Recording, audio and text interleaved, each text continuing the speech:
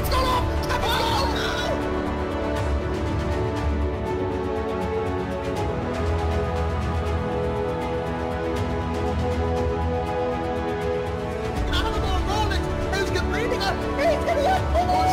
He's going to pass them both on the wet part of the racetrack.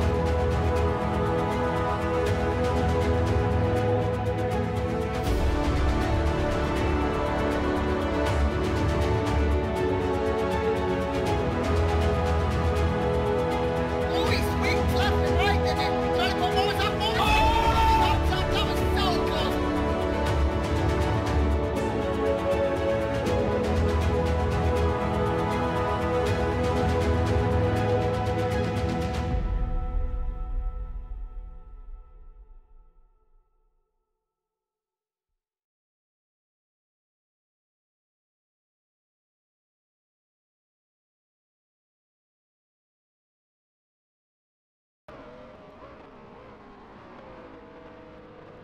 Hello and good evening, everybody, and welcome to the latest round of the GPVWC Formula Challenge Series here at Singapore this evening. I'm glad you could all join us here. I'll see you. Hopefully, some fantastic action here this evening at Singapore, and I'll say here for two 15-lap races here this evening. I'm David Carter, and with me this evening. It's a pleasure to be with him once again here. You know, we commentated a few times before. It's Menno Klon. How are you this evening? Hello. I'm pretty good. Can't wait for the Formula Challenge races to start. And yeah, for now qualifying. And as always, the first step of the ladder. It always provides for good racing. Cars are equal, so it's about talent, and especially on a circuit like today at the Marina Bay Street Circuit in Singapore, you will see, I think a lot of good battling in qualifying and in the races. So I expect, some drama today. I think the track suits some drama, and also good battle. So I'm really looking forward to it.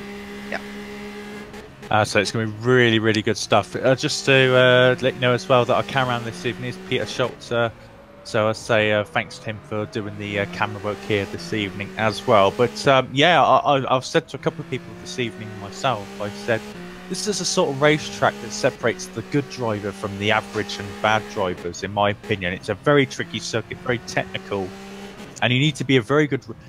to race with other people cleanly around here, you need to be aware, you need to be ready for the unexpected, because it is a very challenging circuit. You know, lots of technical sections, fast sections, bumpy sections as well, and can very, very easily catch the inexperienced out around this circuit.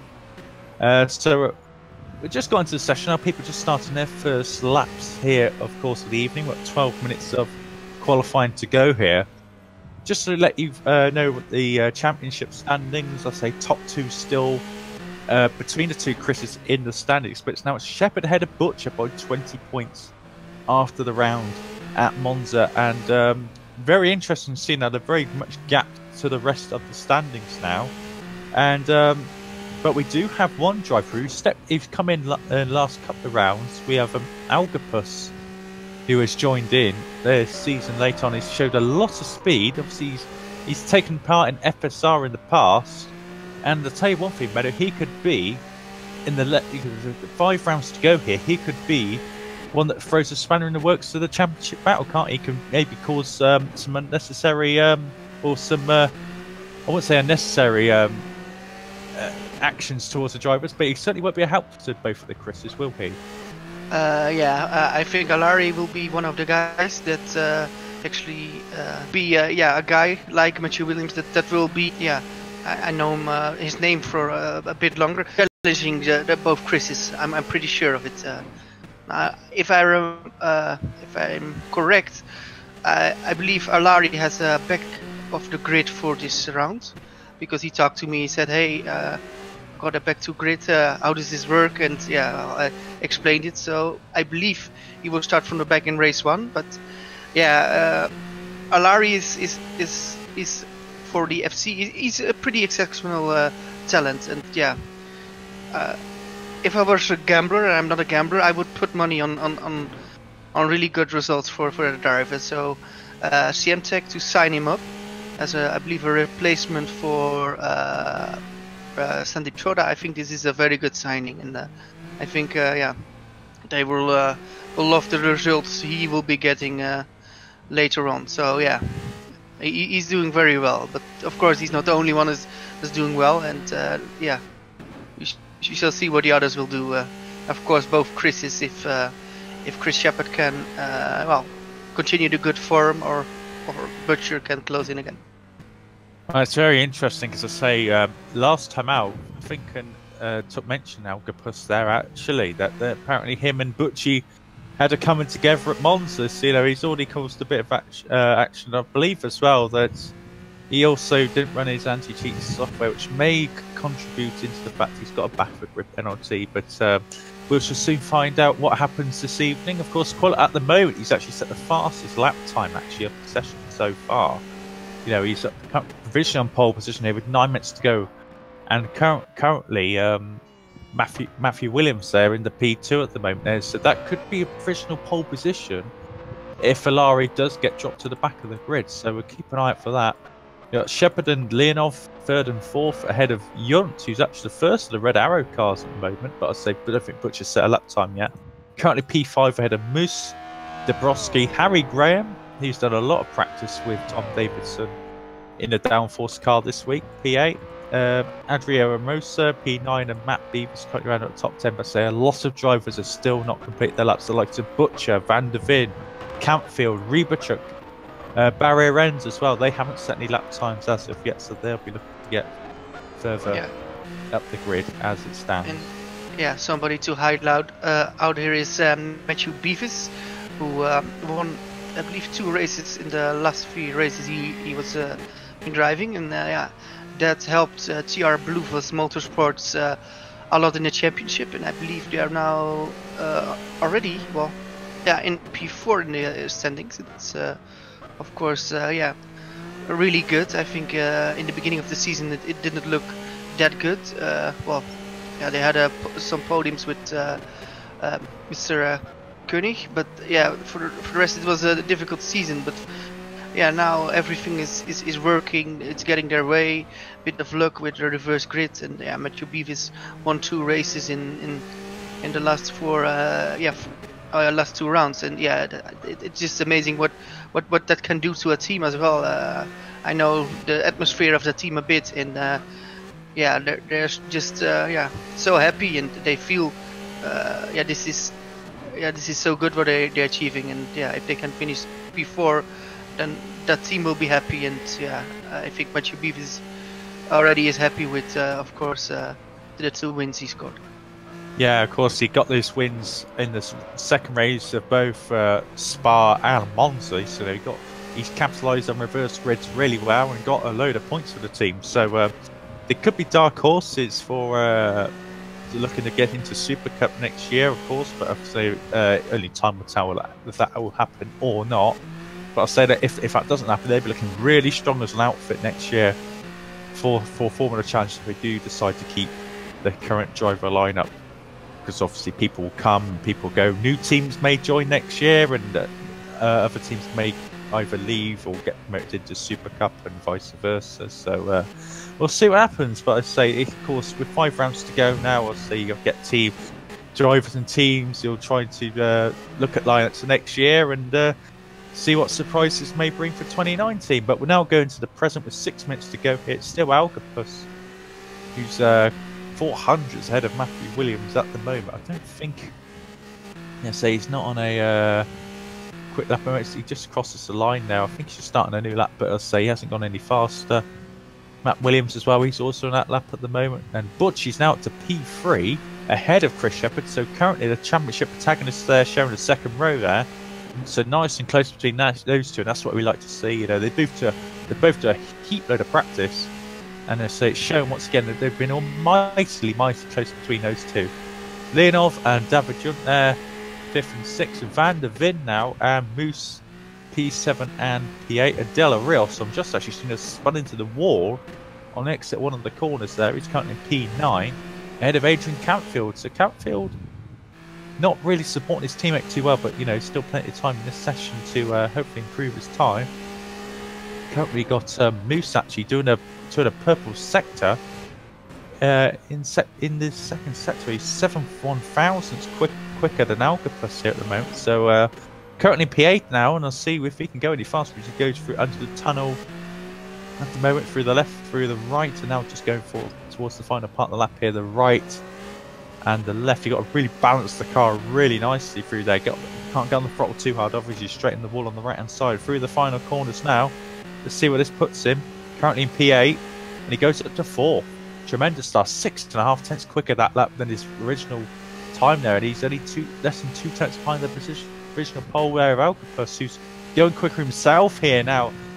Trying to rubber stamp, if not pole position, then just the outright pace he's got in that car this evening. He does have a back of the grid penalty. There he goes here through the final sector now. He's 3/1000ths as Matt Williams actually just goes to provisional pole. Wow, Here goes Algapus. He crosses the line and he doesn't improve. He improves his lap time, but Williams had a tremendous final sector there and over a tenth quicker. So Williams here looking really, really good here for a pole position for the team there, and doing a great job, any there at the moment, Menno. Yes, Matthew Williams shows again that he's got a lot of skill, and yeah, that is an amazing lap time, 49.5. So yeah, will it be pole? It could very well be pole position, but of course we've got some minutes left, and people are still improving. Let's see if we've got some purple sector times. No, not purple sector times, but some green sector times. I see Harry Graham with some green sector times, but no purple, so no yeah, session best.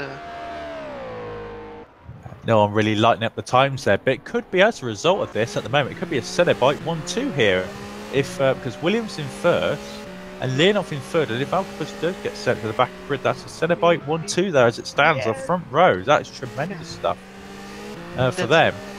That would be something, but not sure if it's possible. Yeah, with both Chris's and Matthias Moose still in a pretty good lap, of course. He can still improve. So well, I see. Yeah, Chris Shepard goes green, so his sector is green, not purple, but green. That's important for him. Let's see what Chris Shepard can do in sector 2. Cali on 1,000 slower than Matthew Williams in the first sector, as he's going to approach the second sector now. Let's see where this puts him. He's lost some time there. He's still green, but he's lost a quarter of a second head to Williams, so that'll probably improve him a little bit, but not as much as he probably would have liked. You know, it's still probably put him around where Butcher is. As I say, Junt and Van der Vin also at times. Actually, Van der Vin's actually set a purple sector in the first part of the lap there. I'm going to keep an eye though on Shepard now as he approaches the end of the lap here, through the right, through the long left-hander. That's now he sets up for the final corner itself. It's, again, a very tricky corner because it's very easy to over push the corner and get some understeer and run wide. Here he goes across the line. He goes up to P4, so he goes ahead of Butcher and ahead of Moose as well. But so close to Leonov. He nearly got Leonov, but no. So Chris is done for this session. He cannot do another lap. So Shepard is in P4. It's interesting. What can the other Chris do? Can he improve this now? For this lap he can't. No, he's just going to be setting himself up for another lap now. He's going to try and get a very good run out this final corner here to set himself on a lap. Let's see what he can do now. P6 at the moment as he goes through the first complex of corners here, through the left, the right-handed kick, and then through the brake again for the left-hand hairpin there. Goes through a second gear, now pushes its way up the very, very bumpy straight here into the right-hander here, turn 4. And this is where the DRS activation point will be on this track.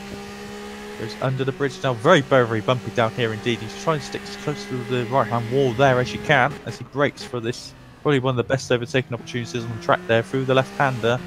Yeah. Very, very quickly brake again for the right-handed, almost like a hairpin through that corner. And yeah, it's a very, very good sector 1, but not quite purple, but he is green as he rides over the curve there on the left-hand side. That's going to settle the car, and he lost time there as a result there as he tries to straight lines. A lot of time there, straight lines the corner there, rides the curb again on the left side. He got oversteer again there. He's lost the back end, and that is going to be it for Butcher. He knows it.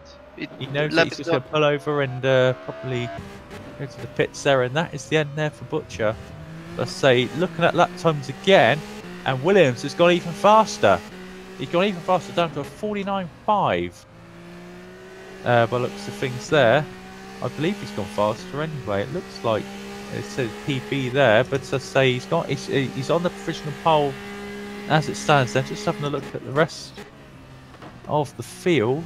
Algapus is in the pits, so he won't be going any advance. It is Leonov, I think. Yeah, he's still on lap and he's actually going quicker than Williams at the moment.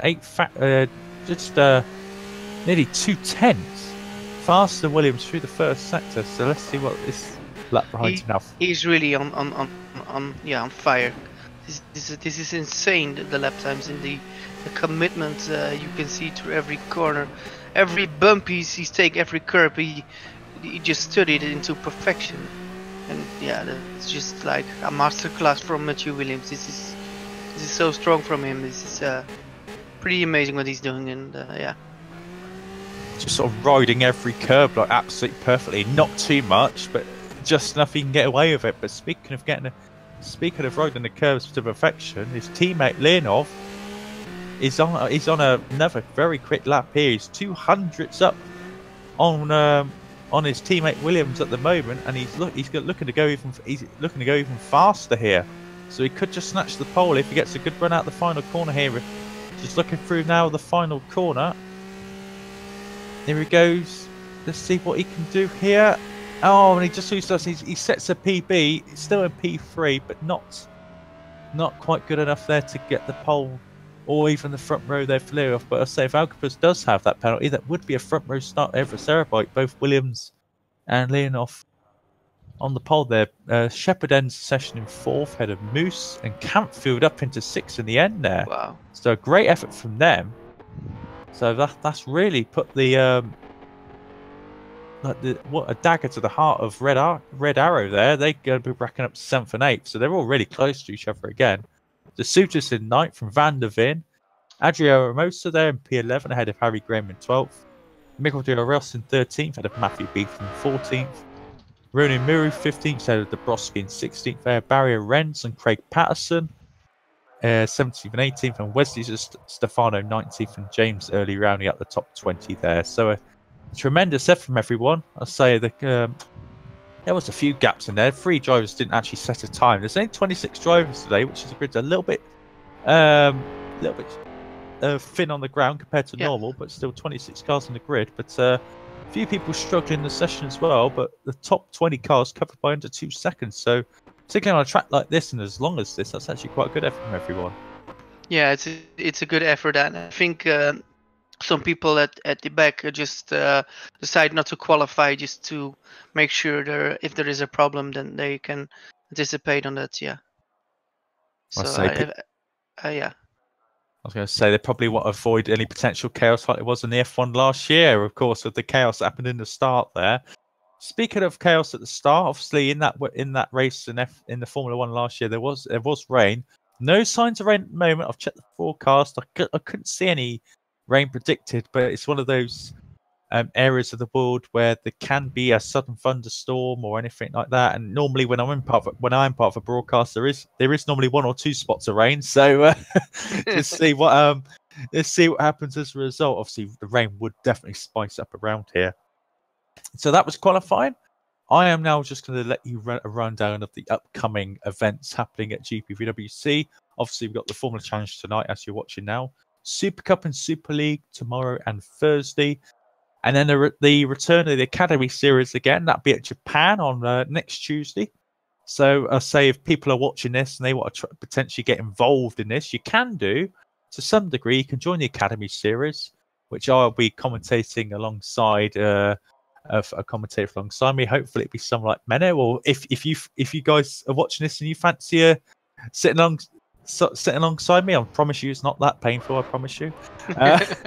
So you can do that as well. You just go to gpvwc.com, and there's still spaces for a drive. I think we could have up to about 40 drivers on the grid for the Academy Series. So yeah. I think it's only about half full at the moment, but say it's I say you can join if you so wish to.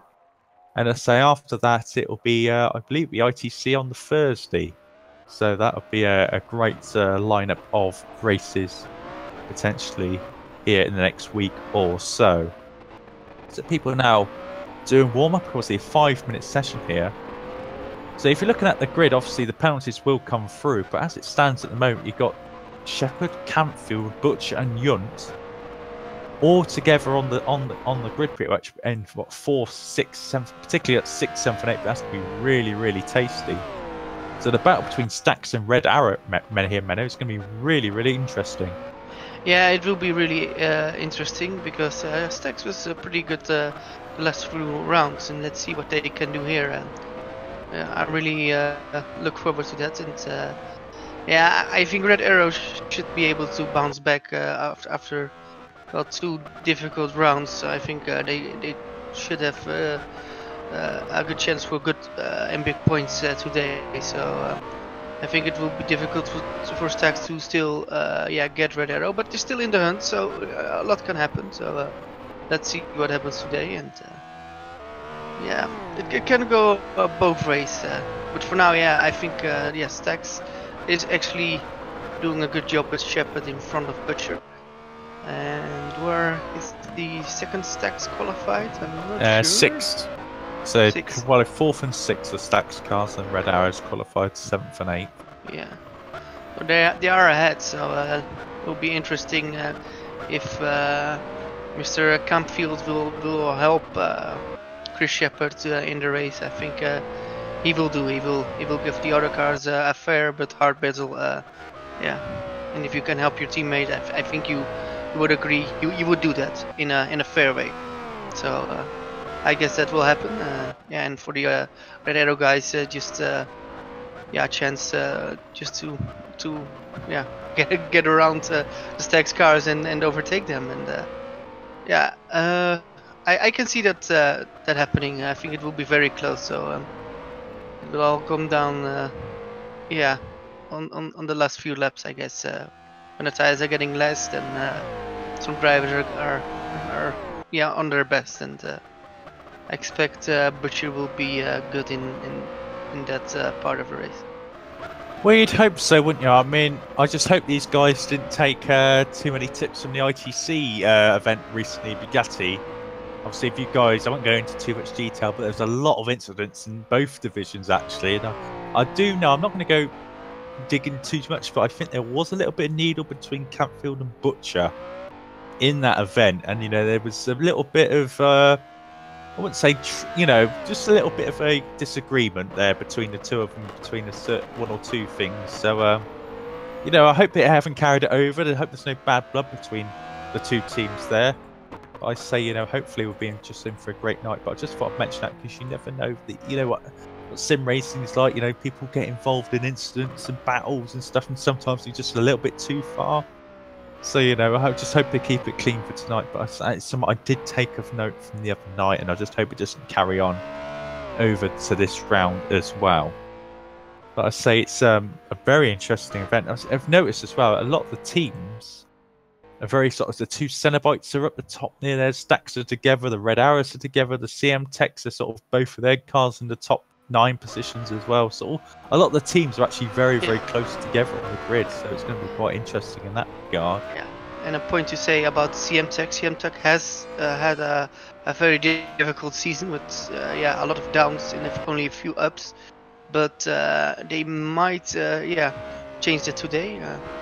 I know that Alari is pretty quick, but also Lorenzo Di Cutis, if I pronounce it correctly, he's very good as well. He's on form. He's pretty good the last few weeks. So if he can convert that to a good finishing position, I think CM Tech will have a great day at Singapore. And for that team, Singapore might be a turnaround, where we saw a turnaround for other teams like TR Bluefoss a few rounds ago at Spa. I think this could be the turning point for CM Tech. The really big scoring race. I think this could could happen. But yeah, we've got a lot of other teams that can score a lot of points, and they're not alone. So it will be worth the watch.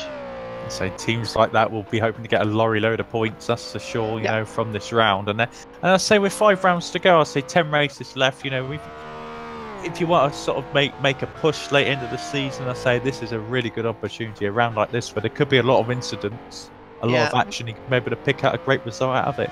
Just to confirm, it will be a Cenobite front row. Williams and Linhoff will be the front row of this race.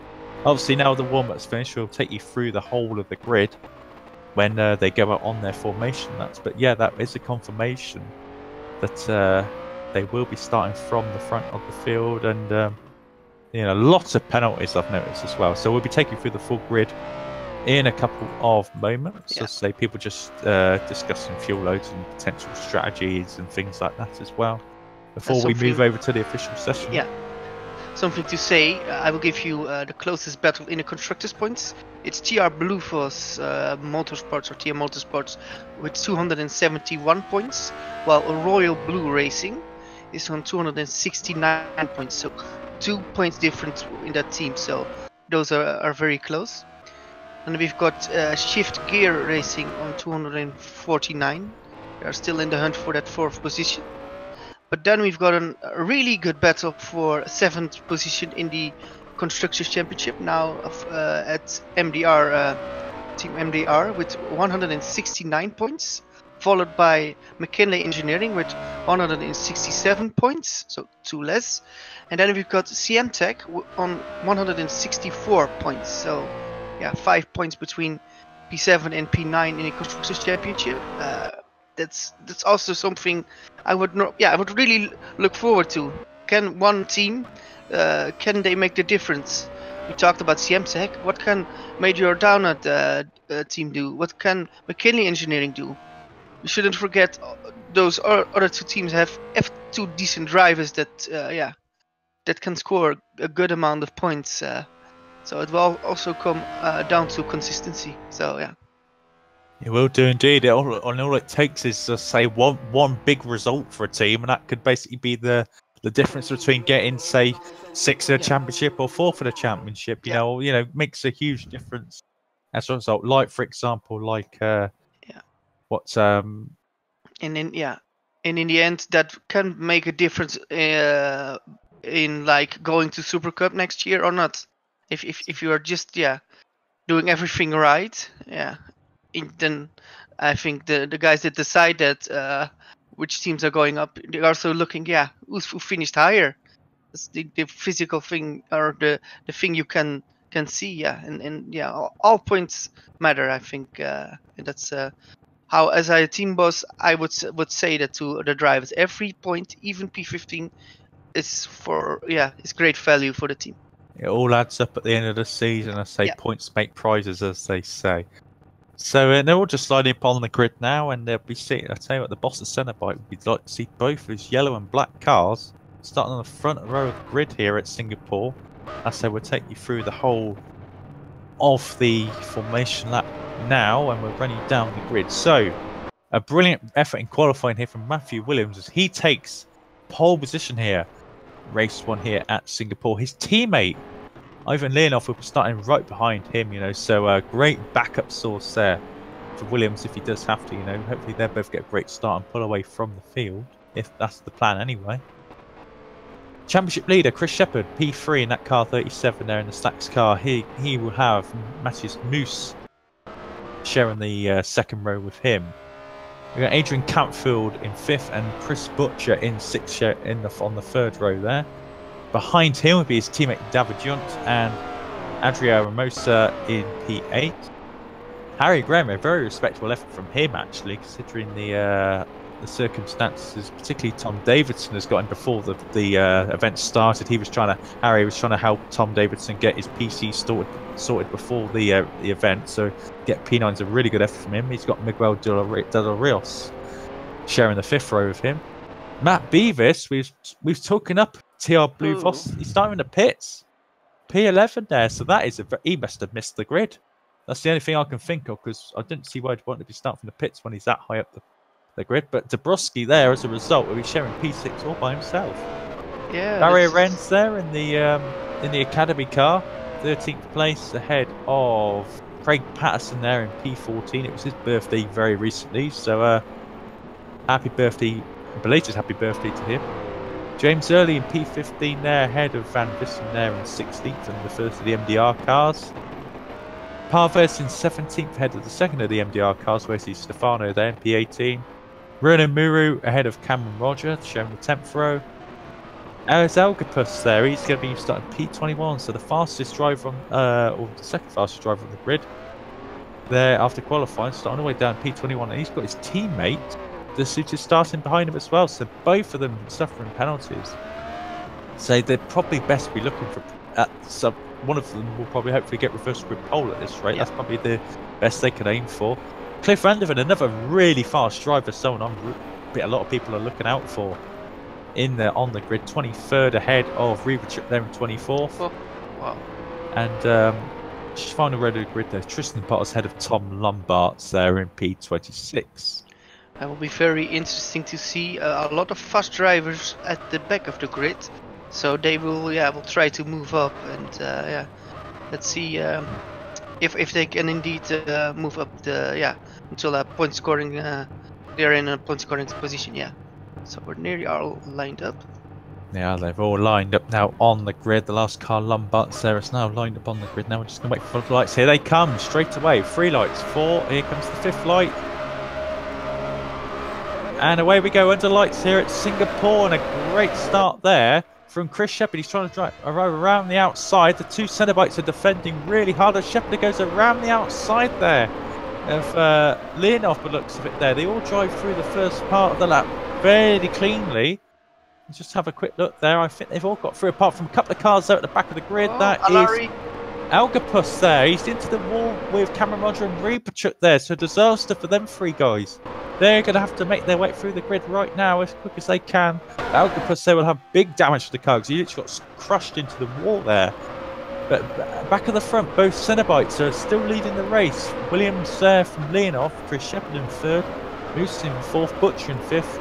He's got ahead of Adrian Campill from the start, and Harry Graham is meant to flip to 7th. There's a yellow flag behind, and there's a bit of a car park behind there. Into the wall goes with Parves and Potters, and they're just parked into the wall and they can't get going. They finally get going again, but another incident there, and they'll be looking to recover as quick as they can. Front three breaking away a little bit now, but what about that there for a start? Both Cenobites survive in the start. Charging Shepherd there.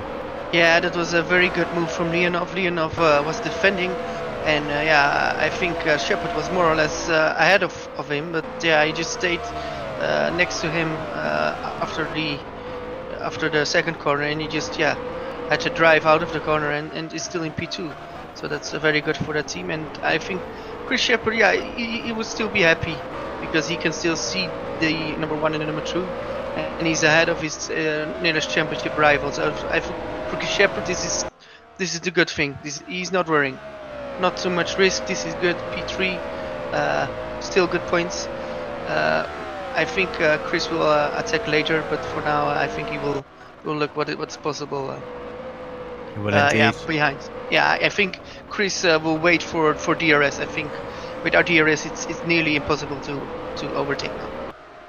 It's very, very difficult around here. All you have to do is keep it clean, keep it smooth, keep it calm, and you should be all right. But I'll say Butcher now looking for a slipstream off the back of Metius Moose here. Goes into the slipstream. He's going to be maybe looking for a move down into the left-hander here. He's put a wheel inside and almost makes a instant there with Moose there, but just about get away with it as they survive there. I say looking for P4, but Moose defends very sternly there as they get away with it for a turn. They've got Countfield there looking to potentially capitalise on any incidents ahead of them as they go through into the quick dive left and then straight away into the right-hander. This is the technical section I was talking about at the start of the broadcast here. Very, very. There's no time for rest at all. Very easy to make an error at this part of track, and certainly not one for the faint-hearted there as they look to go through. They're all taking it very sensible. I'm just looking through the whole field. Everyone's being fairly sensible no big incidents at all. Just for the first lap chaos there. But look, everyone looking really good so far. Yeah, no major drama except for the crash I think of Alcapus is now in P25, but already moving up the field. Let's see who's the biggest climber. I think, yeah, Cliff Van der Ven already up to P16. He was starting somewhere in P21. Yeah. 21st position, and now he's already in P16. And with the pace he's currently showing, I think he will be in a point scoring position before we know it. And for the rest, let me see any. I think Stefano as well made up 6 places from the grid as well. He started P18, he's now at the P12. Oh, say looking really good. Happened to Parvis is parked and he's out. Parvis out of the race there. He crashed with Jeroen van Wissen. And Van Bissen's also in the pits as well. So obviously an incident between those two guys. Looks like Van Bissen's car's crapping a little bit as well. So probably hit a wall somewhere between those two, and not a good start of the evening for those guys who've been at near the tail end of the field anyway. But when you've had an incident like that, getting involved in another incident is not going to help your evening. So just in a move there around the outside, Matt Beavers, who stopped from the pit lane, of course, going around the outside of Tom Lombards there. So he's up to 19th place after starting from the pit lane. Avoided the chaos at the start, and now looking to capitalise and get further up the grid, maybe look for a reverse grip pole again like he has in the last 2 events, as Van Bissen now leaves the pits. And I say that's pretty much, unless miracles happen in this race for him, that is his race pretty much finished. He's going to drive around at the back of the field and probably get some more practice in for the second race. Just get some practice in. This is his debut, I believe. So he just need to compete for just finishing, and then look if something is possible for race 2. And looking at one battle here for P6, we've got Harry Graham and Campfield. They've had an incident there as Graham went for the move down the inside of Campfield, and they both went side by side. They were side by side going into under the bridge, under the tunnel, and they both whacked the wall on the right hand side of the car. So damage. I was just about to say Harry Graham did a fantastic job putting Campfield under pressure there for P6 at the time. Now drop back to P8, and that's the thing. If you go for a move around this racetrack, you've got to be sure that the move is clear and safe to do. Otherwise, you're going to get an incident like that. And Harry Graham will be having damage on the right hand side of that car now. It'll be a bit more difficult to drive than it originally was. And now he's stuck behind David Jump, which is never an easy move to make on David Jump. He's going to make it difficult. He's fair, but very difficult to pass. Oh, and this will cost Campfield. Campfield has no DRS. Or Junt has. Oh, look at this! Look at Graham crashes with Junt. Oh, this is costing a lot of points for David Jones. He's needing to wait. He can't rejoin, David. You can't rejoin. Now you can. Oh my God, P20. This is, I think, more or less race over for David Jones. If he can get a reverse grid pole, this, would be very lucky. But this was really unfortunate, this did cost David Jones, a lot of position and actually experience. If you are a driver, you want to go on track as fast as you can, but he has experience. He just controlled himself. I will not do an unsafe rejoin. I can't help that. So he took the loss. Unfortunately, but this is an unfortunate incident. I'm not sure what Harry Graham will do now. He's actually not waiting, but I think he knows he made a mistake, unless Junt was braking earlier, but I didn't see that very good. I only saw the aftermath actually. So. Yeah, I only saw the aftermath as well, but all I can take from it is Dabrowski! Dabrowski into the wall in the pits as he lost it out the final corner. Oh, and he's out! Into the pit wall. And he's out! Oh, what a shame for Dabrowski there. He's doing so well. I think he's running P9 at the time. He just lost the back end coming through the final corner and smashing it head on into the pit wall entry right on the end of the wall. So that is such an unfortunate incident. I've never seen that done before, but I can imagine that's really Butcher moves in the meantime for P4, and Butcher gets ahead of Matthias Moose. Great Very job good. there from Butcher. I say that is a move he's been looking to do for a while. Shepard probably noticed now on his HUD, so he'd be looking to get the move done on Leonov ahead of him. But going back to Harry Graham, I'll say probably lost his head a little bit there. You know, 2 incidents in less than half a lap. You know, he'd probably be looking to see what the DC's going to say about that one. That is for sure. You know, that's the young man. You know, he's got a lot of talent. You know, that's for sure. But let's just say, just difficult in those circumstances. You know, you don't want to be messing with guys like David Junt or Campfield who've been around the block a long, long time. You know, he's actually coming up to the back again of Adrian Campfield here. So, you know, he hasn't actually lost out so much as Harry Graham there. But I'll say, you know, I wouldn't be expecting the DC to be looking at that half lap too kindly if I was Harry Graham there. But moving on now, let's say looking at the battle here for second. Leonov has got Chris Shepard really putting on the pressure now as we're looking into the start of the end of the 5th lap here. We're 1/3 into this race, obviously a very long race actually around Singapore. It's a very long lap and the average speed isn't so high around here. So expect the races to be around about half an hour in length. Yeah, so a long way to go here as Campfield now just shadowing what Leonov is doing here before they go onto the back straight here after this corner now with DRS activation he's hoping to get. They both get a fair run out of there. Let's say DRS now activated here now for Shepard.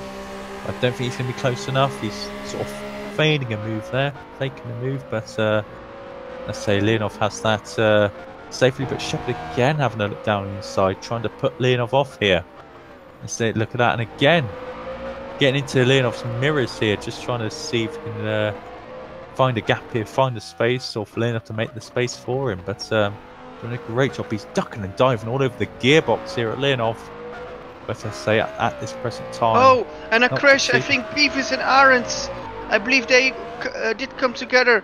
Yes, and they were both in a point good position. Oh, and Beavis went into Arends. Oh. What's happened there? Was it a late move from Arends? Yeah, maybe. Oh, yes. I'm just getting a replay up now. It looks like they both went for it into the braking zone. It looks like to me, Arends left the gap and then tried to close it almost again. And they both go spinning backwards into the wall as they approach the left hand on the end of that straight there. And Arends was all over. It's nearly going nearly upside down or so, but Arends has lost his front wing. They both have some serious damage on the car. So don't be expecting any, those two won't be expecting any points now. I'll say Pottas will probably pass the pair of them at some point because they've both got some serious damage on the car. So the only two DNFs so far is Dabrowski and Parves there at this present moment. Oh, and so speaking of present moment, Rebachuk's now spun it. So both Blue Voss cars there with space of half a lap getting into incidents here. So not the round that I was expecting after the great last couple of rounds that they've had. They've really dropped the ball here as far as their performance and mentality's gone here. They're both getting involved in incidents.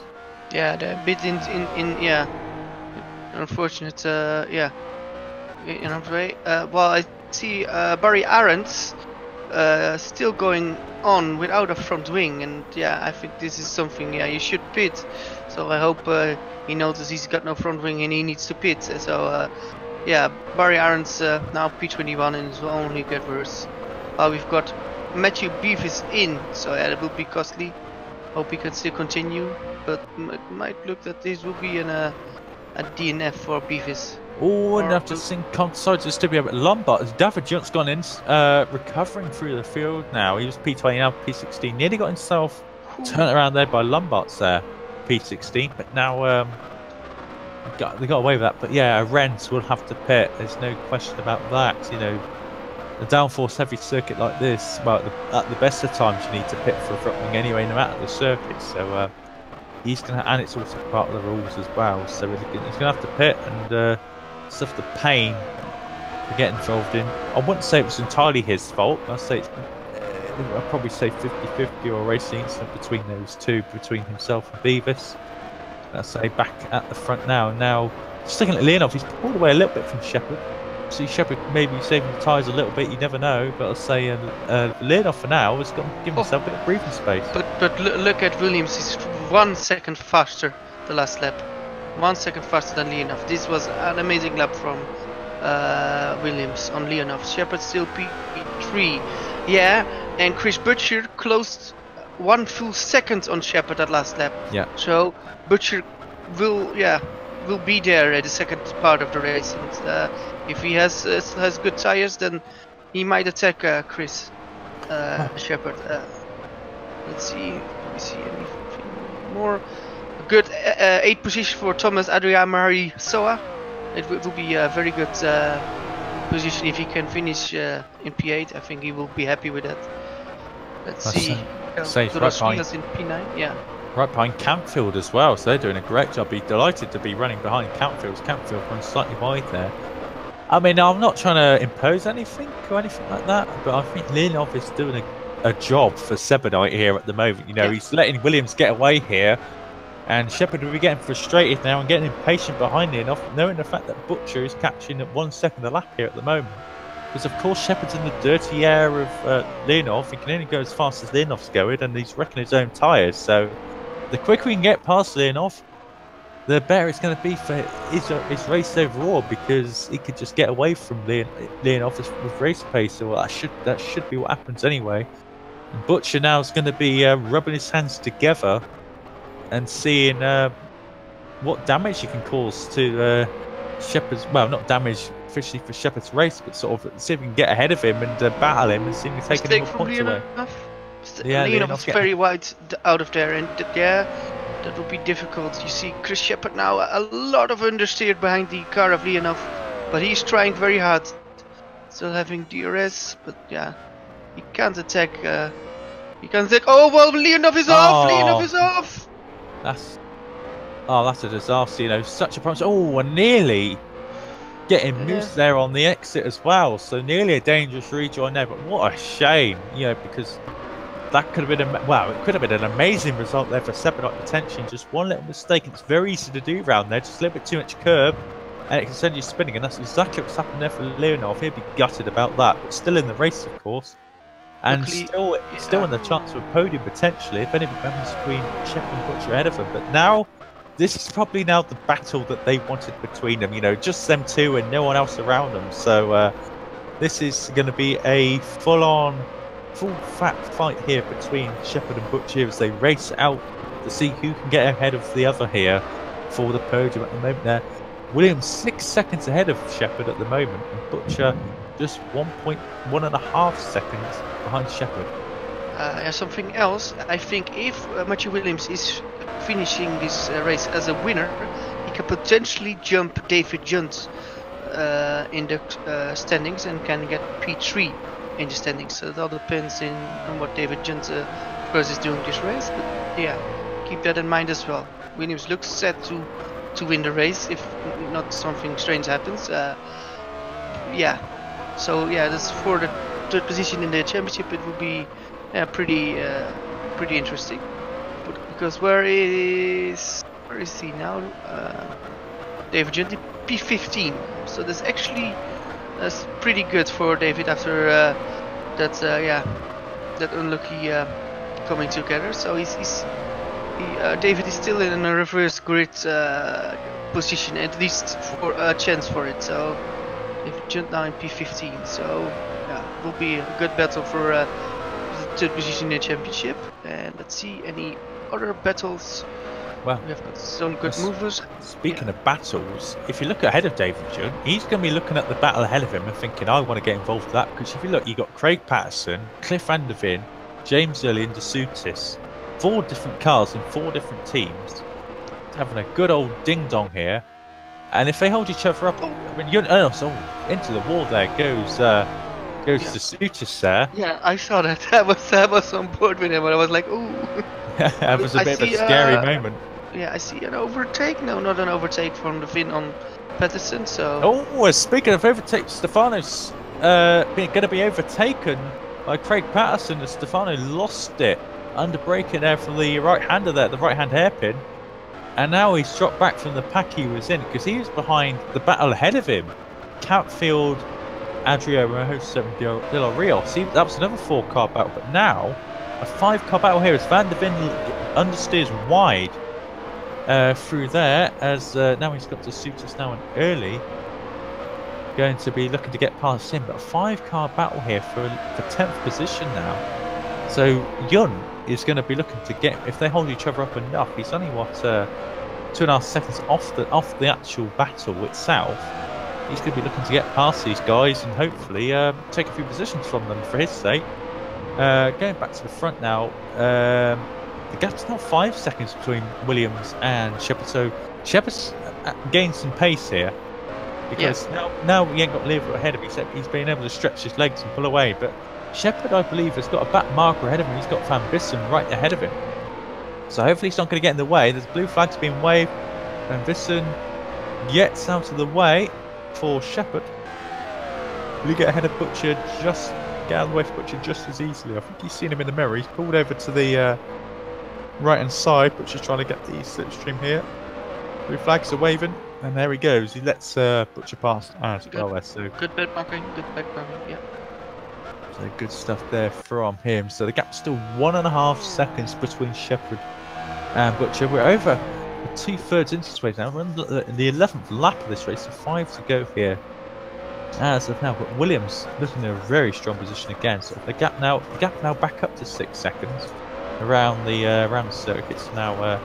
Good stuff. I think the timing might be slightly out around the circuit potentially. It's from 5 to 6, 5 to 6, that type of thing. But it's no real stable number between them. But as we go down this straight, yeah, it goes back down to 5 seconds. So I think it's going to be interesting between those two. We've got Leonov and Moose 4th and 5th. They're just going back past Van Bissen now. Harry Graham has got the better of Adrian Campfield there. So Graham's now pulling away from Campfield. Graham's at the P6, he'll be delighted. Him and Jake Sanson in particular will be delighted with that. The team owner of Downforce. Campfield, Andrea and Delaware. And we've got a yellow flag there. Van Bissen. So that is him off the circuit there, as that is not good for Van Bissen there. Parks up, he's facing the wrong way. Is he going to try and rejoin? It looks like he's putting the revs up on the car. I can hear some revs there. There he goes. He's spin turning the car now. It looks like he's done it fairly safely. We've only got Rfactor there behind him now. Well, we've got Alari Alcapus now in P17. And what I noticed on Alari is he's doing very fast laps. I think he's a lot faster than the guys in 15, 14 and ahead. So he's still a bit down, but he is really fast, Alari. So hope for him he can get that last point scoring position, but that will be very difficult. It will be tricky. Of course, he's 5 seconds behind the next car, which is Renault Muri there. So that is going to be difficult for him to get into the points, that's for sure. But we talked about David Judge earlier. He's now, as I've just seen him, the Super gets a right old tank slap around to the right-hander there, and Yunt is passed. So Yunt is in the battle. I was going to say he's in the battle now, and now he's making moves as the Sutus makes the error ahead of him. And Yunt capitalises on that. But 3 wide ahead. 3 wide ahead as Cliff Van der Ven loses the back and gets into the back. Onto the side of Craig Patterson there. Makes a lunge down the inside. They make contact, wheel-to-wheel contact. They both get away with it. I'm going to go on board here with Early here and just see what's going on between these two. Much closer view here as Early's got the VIP seat here well and truly between these two. But Van der Ven capitalises. Patterson just dropping back a little bit now. So he was running in 10th. He's now down to 12th. Not sure what the tyre wear is like around this circuit, but to say he is dropping the pace a little bit. Now Wesley Stefano back into the top 10 there. Cliff Van der Ven now up to 11th place. Patterson, Early and David Junt there in 14th place. So great battle there between those guys. What happened with Butcher, because Shepherd is now a lot faster. He's a long way ahead, isn't he? I think Butcher's made a mistake somewhere. Yeah, I see a lot of understeer on that car of Butcher. Oh, this is not good. Or is this?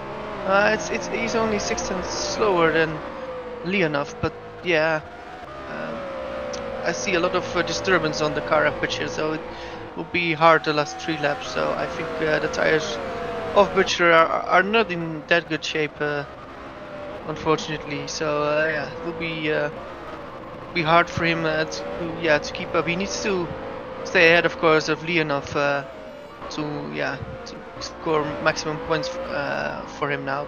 Yeah, it will be hard, because I see Leonov is getting closer and closer, and Leonov is taking Matthias Mus with him. So will be a hot last 3 laps for him.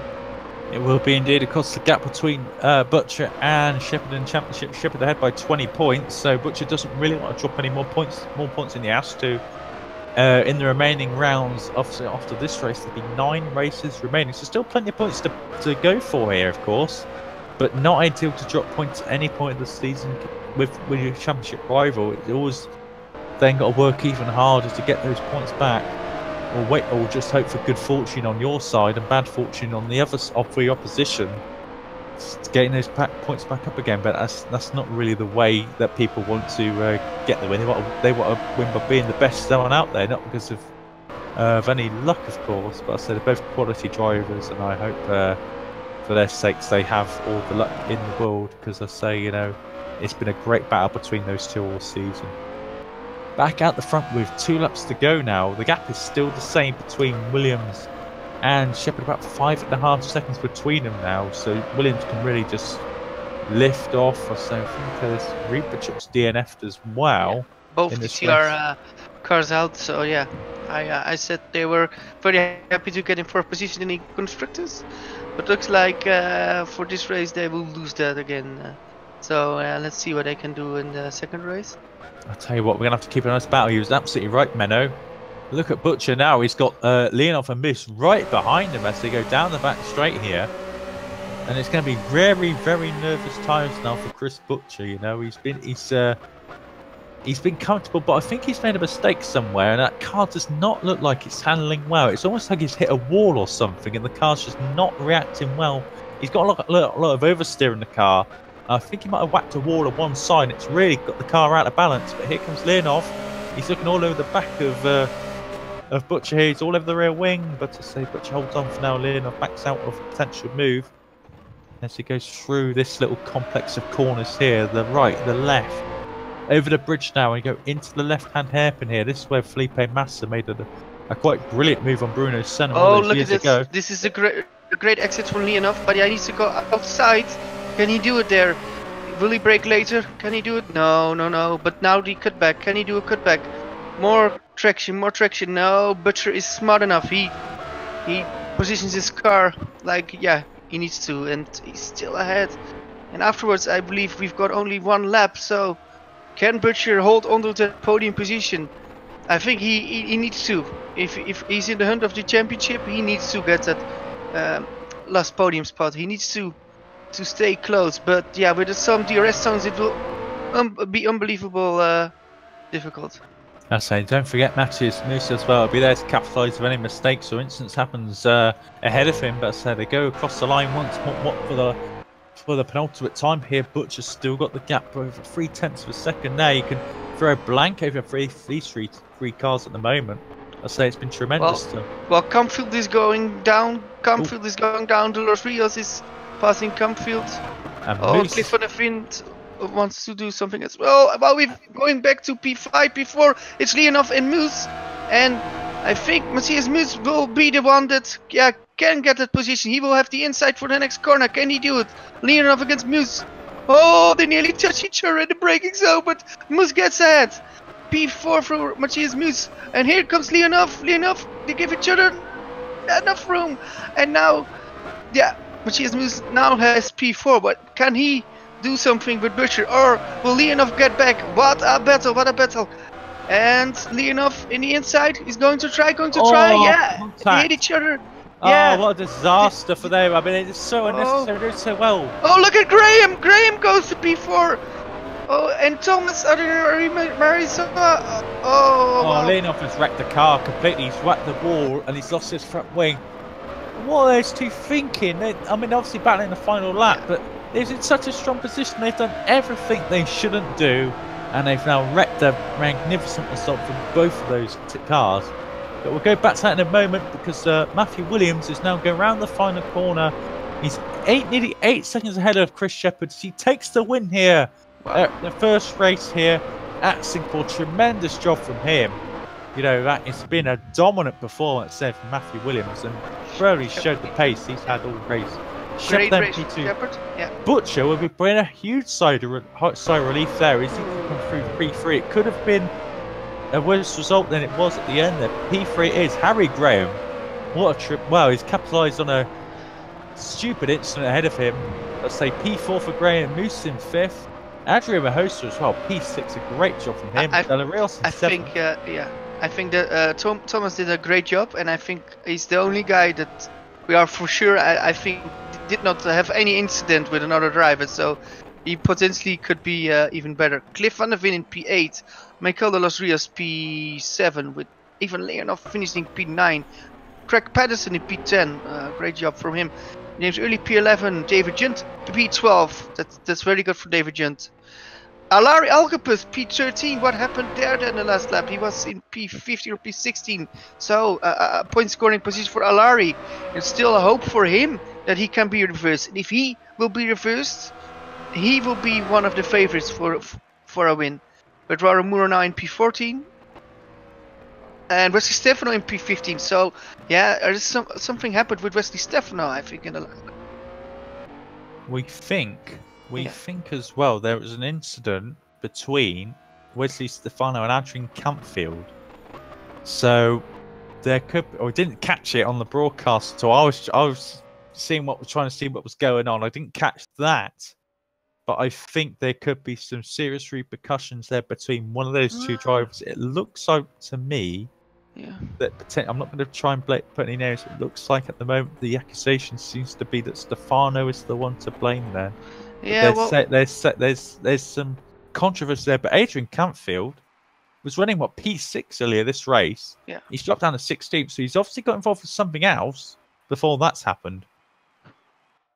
So yeah, well, what an incident! Oh, this is a shame for Stax. Oh, huge shame for Stax, yeah, because. They was looking really good. Also, but also don't forget in the constructors, obviously Yunt as well, only finishing P12. So they both got involved. One of them both got involved. Both teams both had a driver get involved in an incident somewhere. But there's just been chaos at the end of the race there. But yeah, that's just madness. You know, a couple of really silly incidents there at the end of the race. There, it was unnecessary. Obviously. I always say it's the pressure cooker environment, and it gets to some people, and it builds and builds and builds for a race. And when you're battling at the end, sometimes you can just boil over, and that's exactly what's happened there with a few of those drivers. Hopefully, they can actually calm down now before the second race here. But I say, you know, that has been a really interesting race, and there Matthew Williams has 7 seconds ahead of Chris Shepard at the end of the race. That has been a tremendous job, and 20 seconds ahead of Butcher. You got to say, I know it's reverse grid and everything there, Menno, but he's looking really, really good for a very strong weekend. Yeah, he's very good. He did an amazing job in this race, and well, yeah, what should I say? It was an eventful race. I think you will agree. And good points. Should we highlight some out? I think a great result for McKinley Engineering. After a difficult second part of the season, they now got a lot of good points still, even with the incident they were in the last lap. So it's good for them as well. And let's see what they can do the second race. Yeah, because I think both of their cars got in the top 10 in the end. So, you know, very good haul of points for them. And they'll be looking good if they get a good reverse grid as well. Because obviously got Craig Patterson getting P10. If they get what I call a generous reverse grid here for them, they'll be looking really good for a very strong result here in race 2 as well. But obviously, people are going to be calming down now, loading up their setups, and they're probably arguing as well in the chat like they do. You know, saying whose fault is what, and you know, obviously they should really be talking to the DC about that. You know, and just following in their reports and see what happens afterwards, of course, because there will be the people who ultimately make the final judgments and the important judgments, of course. But it's now race number 2 and an action-packed first race. Yeah, a fairly clean opening lap. I mean, obviously a couple of incidents involved there. You know, I literally said to a couple of guys, I expect cars to be rolling through the first first complex of corners. But no, it's apart from the incident there of Algapus and a couple of others. Fairly clean there of Menno. Yeah, very clean, but yeah, also a bit of incidents, and yeah. But yeah, what should I say? I can't wait for race 2, but I really want to know what the first grid number will be. Yeah, I would say we'll soon find out in a minute or two time. So I'm gonna break 13. That's my prediction. I think Wow. sort of middle middle number. But I say we'll see, because of course I've always said, the number really does affect the grids a huge amount, because you get someone say like say P4. I can't remember 14, but I know David Junt was around there. Now he needs a good number for him to propel himself up the grid. And of course, you could be in a position where you just miss out, and then your race 2 is a huge battle again. Trying to get yourself through the grid. Number 14, 14. Muru. So Rene Muru Oh, will be on the pole position for himself. I think he's had it before, very recently as well. That's TTF Racing, So him and his teammate Van der Ven, I think it was at Spa. They had a really good run at Spa, because I remember I did the commentary for that race as well, and he's both running very high up in the race there. So great job there, or good luck there for René Muru there to get himself on the pole position.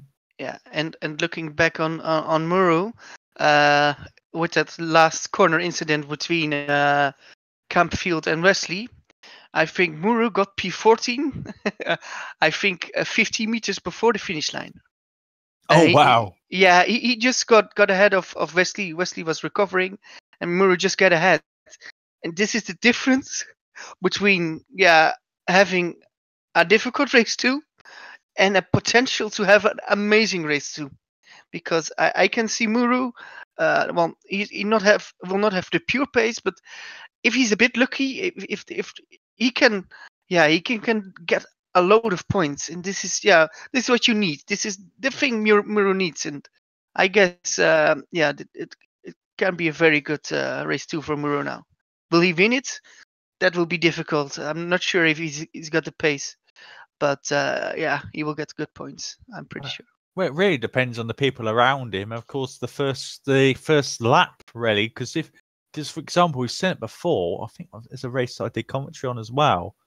That literally a first lap, if you get like a 3 or 4 second gap, because it can happen, and it has happened before, you could be comfortable with the first half of the race, and then you see what happens around you. So it can happen where if you start on the front row, for example, and then things happen directly behind you, and it wipes half the field out, or half the field get affected from it, you could end up being, an easy contender for the podium. So it can happen. I say Rune Muru in the chat there. He's he's expected to be a moving chicane. So he's not expected to be lightning quick by any means. But I wish him and everyone on the grid the very best of luck when the grid forms up in a couple of minutes or so now. So everyone now preparing now they know what the grid's going to be like in race 2. What the situation is going to be for their race now. Obviously, whoever finished in P15, which I think was Wesley Stefano, as you rightly say, he's going to be a bit sick after that. That's for sure, because he would be one of the drivers who, for sure, would have been up there in the top 4 or 5 places. Yeah, and also we need to mention David Junt, who now has got a chance to battle for a win or a podium position. So I think it's very good for David to at least get a decent shot in race 2. Well, one person that he will be battling is Ilari Algapus. Yeah. He'd be on the front row of the grid with Renault. So you've got to have him as a big favourite here. No disrespect for all the people around him. But the pace that he showed in qualifying, there's no one around him that really got close to Algapus there. So you've got to put him as a big favourite for this race, as long as he doesn't get an incident. So we've got David Junt there, who can always challenge and has had a reputation in the years gone by of sort of getting faster as the event progresses, and not doing as much practice as necessarily the team that he is at would like. But he's always been very good in a race 2 situation. So expect him to be there or thereabouts. Definitely fighting for podium, I think. Other names around, you got Craig Patterson starting P5, Leonov starting P6 as well. Of course, he would have had a great result there in race 1 if it hadn't been the incident he had in the end of the race. So Van der Vin as well, P7. There's a lot of very talented, quick drivers there at the front of the grid. Just see if they can capitalise or not. It's the major thing. So we're just around about now 5 seconds now before we move into the end of warm-up and into the race session on the grid. It's going to be interesting. The track temperature 26 degrees.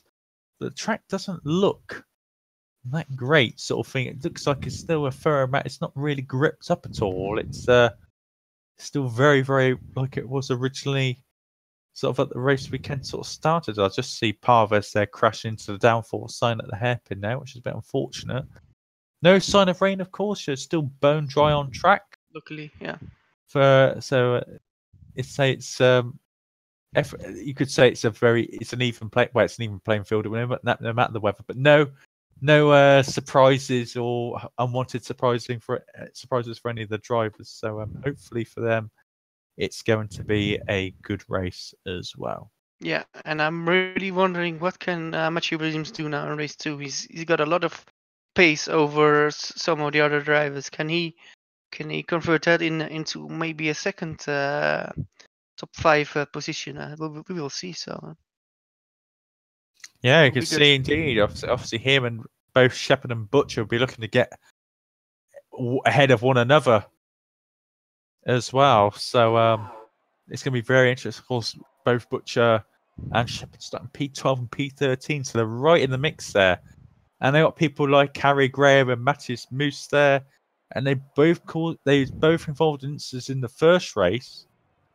So it could be difficult for those guys because they'll be wanting to get through the field as quick as they can. That's their game plan.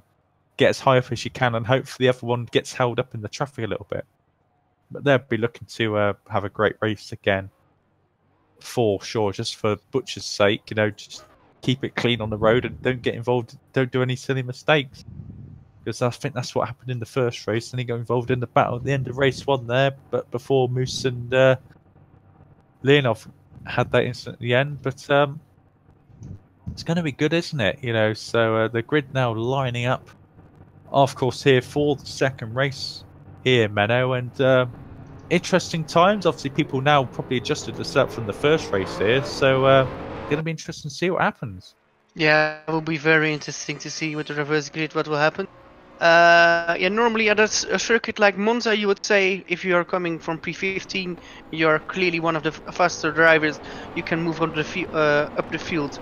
Here in Singapore, I think it will be much more difficult. I think a pole position or a good starting position in race 2 will really help the drivers, even if they're not the fastest in the server. I think you can do with smart driving. You can really defend good here, even with DRS. I think people will be having a lot of difficulties to pass. So yeah, I'm not sure what will happen with the top 3 of the last race if they can really move up to a top 5 position, but we shall see. And yeah, I think it's now will be time to do the whole grid. What do you think? Yeah, I'll run through the grid right now. So Renamuru here, pole position now, vastly experienced, a huge amount of experience, Renamuru, so he should be able to handle the pressure quite well. Behind him, Algapus there, sharing the front row here. Now he'll be looking for a race victory here, that is for sure. David Junt and James Early sharing the second row with Craig Patterson there, getting a great grid position in P5 there. Behind him is going to be Leonov. Cliff Van der Vin there, P7, and behind him, Miguel de los Rios.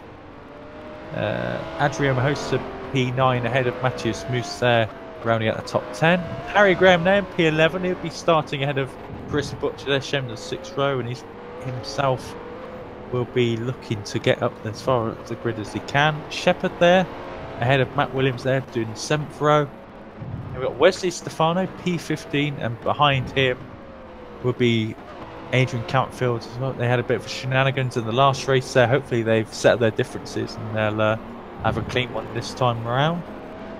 We've got DeSutis and Tom Lombards there, P17 and P18. Tristan Potters in P19 ahead of Barry Renzo in P20 in the Academy car.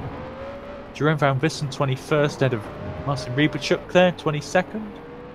Cameron Roger ahead of Matt Beavis, and then at the back of the grid, all by himself, is Parves there. So we've got one driver who hasn't showed up. I can't think who that is at this moment in time. Difficult to work it out, but I say we are missing one driver from the first race. So 25 car grid, so quite a cut down grid from the norm, but I say hopefully one of quality, not of quantity. Yeah, very true. As, well, nearly everybody is now standing on the grid position. So Parvis just rolling to his grid spot very slowly, I must admit, but now he's now parked up now. We're going to keep an eye out on the lights. Race 1 delivered a lot of action, a lot of hard racing, a lot of chaos. What is race 2 going to deliver? Probably more of the same and even more spectacular than the first. That's what normally happens in the race 2. As we got 3 lights, 4 lights now, 5 lights now here at Singapore Yas Marina circuit, and they're away. And Muru gets a fantastic start off the line, and David Junt as well gets a lightning start as well. He's trying to attack, but Octopus there defends very nobly into turn 1. Again, a nice clean start from the large majority of drivers there to go through 1, 2, and 3 for the first time here in the second race, as they all get through nicely there. No accidents at all of note. So 3 wide at the back of the field as well. They got through fairly cleanly as Roger hits the wall on the outside as yellow flag. As the Sutis actually looks like he rejoined from the circuit, and Van Vissen as well has had a spin. Back at the front, Uru is still ahead. Was coming together by Potters and the Cuties? Oh, when there's contact behind us, Van der Ven, sorry to butt in there, but it's 3 wide going around the hairpin and they all get through. Van der Ven had a spin, rejoining Butcher, got on the side of Butcher as Harry Graham there spinning. Matthias Moose, and is that Campfield there as well? Oh, it's Chris Shepherd. Shepherd's got involved. There's a multi-car pile-up here as they go through. They're trying to all dodge the circuit. Harry Graham's got involved there. Shepherd lost his front wing. He needs to pit. This is enormous for the championship. This is the chance for his rival. Where is his rival now then? Butcher is, I can't see him so far. P8. And he's only got 5. Oh, and Alcabus is going for the lead, challenging Muru. Alcabus takes the lead. Muru P2. Now it's David Junt in P3, but David Junt looks a bit faster than Muru as well. Will David go for a dive? No, not here. So it's Alcabus, Muru, and Junt now. 1, 2, and 3 with James Early in P4, and Leonov now in P5. He looks good. Patterson now in P6. Cliff van der Ven in P7. Butcher in P8. This could be a race where he gets a lot of points back. He lost, I believe, 3 points in race 1, but he can get more than that back in race 2. And yeah, his rival needs to pit because he needs to have a new front wing. And I'm pretty sure, yeah, he will be informed. Butcher is already informed that Shepherd has a problem with this front wing. As Shepherd enters the pits now, so absolute tragedy here for Chris Shepherd getting involved in the incident. Now it was a lot of chaos there, and I think the start of it was Harry Graham there spinning Matthias Moose, and it all just kicked off behind. You know, Parves also in the pits there without his front wing. It's just been absolute chaos. It must have been a good 6 or 8 cars involved, and at least 3 or 4 of them facing the wrong way after that. So a huge incident there. But Butcher now will be looking to capitalise on this, on the gap that's been created as Shepherd leaves the pits now out in P24 and miles behind anyone else. Yeah, to give you an idea how an eventful start we had, both the TR Bluefoss cars, which were, I believe, starting in both outside the top 20, are now within the points position. So yeah, that P12. says that a lot of things happened. Now it's Muru against Junt.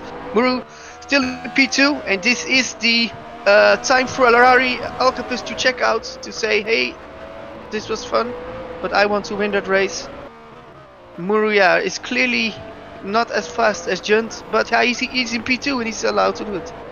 He is indeed, you know, there's nothing stopping him from blocking, you know, as long as it's fair. But Alcapus there, he's got what he wanted. Got what we predicted as well, you know, he's got the gap to Muru nearly 3 seconds already after the second lap, and that he's checked out and he's now, see you later guys, I'm gonna try and win this race now. you know, forget racing you guys, you're causing too much chaos behind, you know. So he's just going through the first few corners there. 3 seconds already, the gap after the second lap. Tremendous stuff. But Muru holding this train of cars. He says he's going to be moving chicane. And he's probably, at the moment, he's probably proven himself right there as Junt's behind him. James Early is having a great run there in 4th position. Ahead of Leonoff there and Craig Patterson. Van der Veen has got some problems. He's definitely got some problems. Oh, Junt at P2. And inside. Yeah, that was a goal. Look at James Early to P3. So a double move. Oh, and there's Leonoff. Leonoff is aggressive. Outside. Yeah, Muru is not having the pace. Oh, outside the grip levels. Yeah, now he's got a problem. Now he's Craig Patterson next to him. Can Craig Patterson do it? Now Craig Patterson is pretty careful around there. He knows that P6 is a good scoring position. So Muru from P2 to P5. Oh, so yeah, it can go very fast, but yeah, you can go down the order really fast. Well, we've got Barry Arendts out of the race. Yes, indeed. Muru there losing three positions in a matter of 3 corners, and he could lose a 4th here to Patterson. Around the outside goes Patterson. This will be a tremendous move. He can get to pull it off here. Going down the short straight into the right-hander again. Around the outside, the contact there with Muru in the right wheel. Yeah. The left wheel of Muru there on the right rear wheel of Patterson. He gets away with it. Oh, but now I think Muru here, is he sensible? Let Van der Veen pass. Now I said Van der Veen's got problems. If you go on board now with Van der Veen, you can look at his steering inputs. You'll see to go in a straight line, he has to turn up 10 degrees to the right. So he's got a huge problem there, actually steering the car. And he's going to wear the tyres out really quickly if he's not careful. Because the car will be crabbing down the straights. He's got Butcher behind him. He's doing a tremendous job here to hold Butcher up here, considering the state of the cars in at the moment. And that was an instant we're actually hitting the wall, oversteering, and going to the side of Butcher as a result of that. Oh, and that was all over the place. We got a spinner. Lombard spun out of the last corner, but he's still going in 21st position.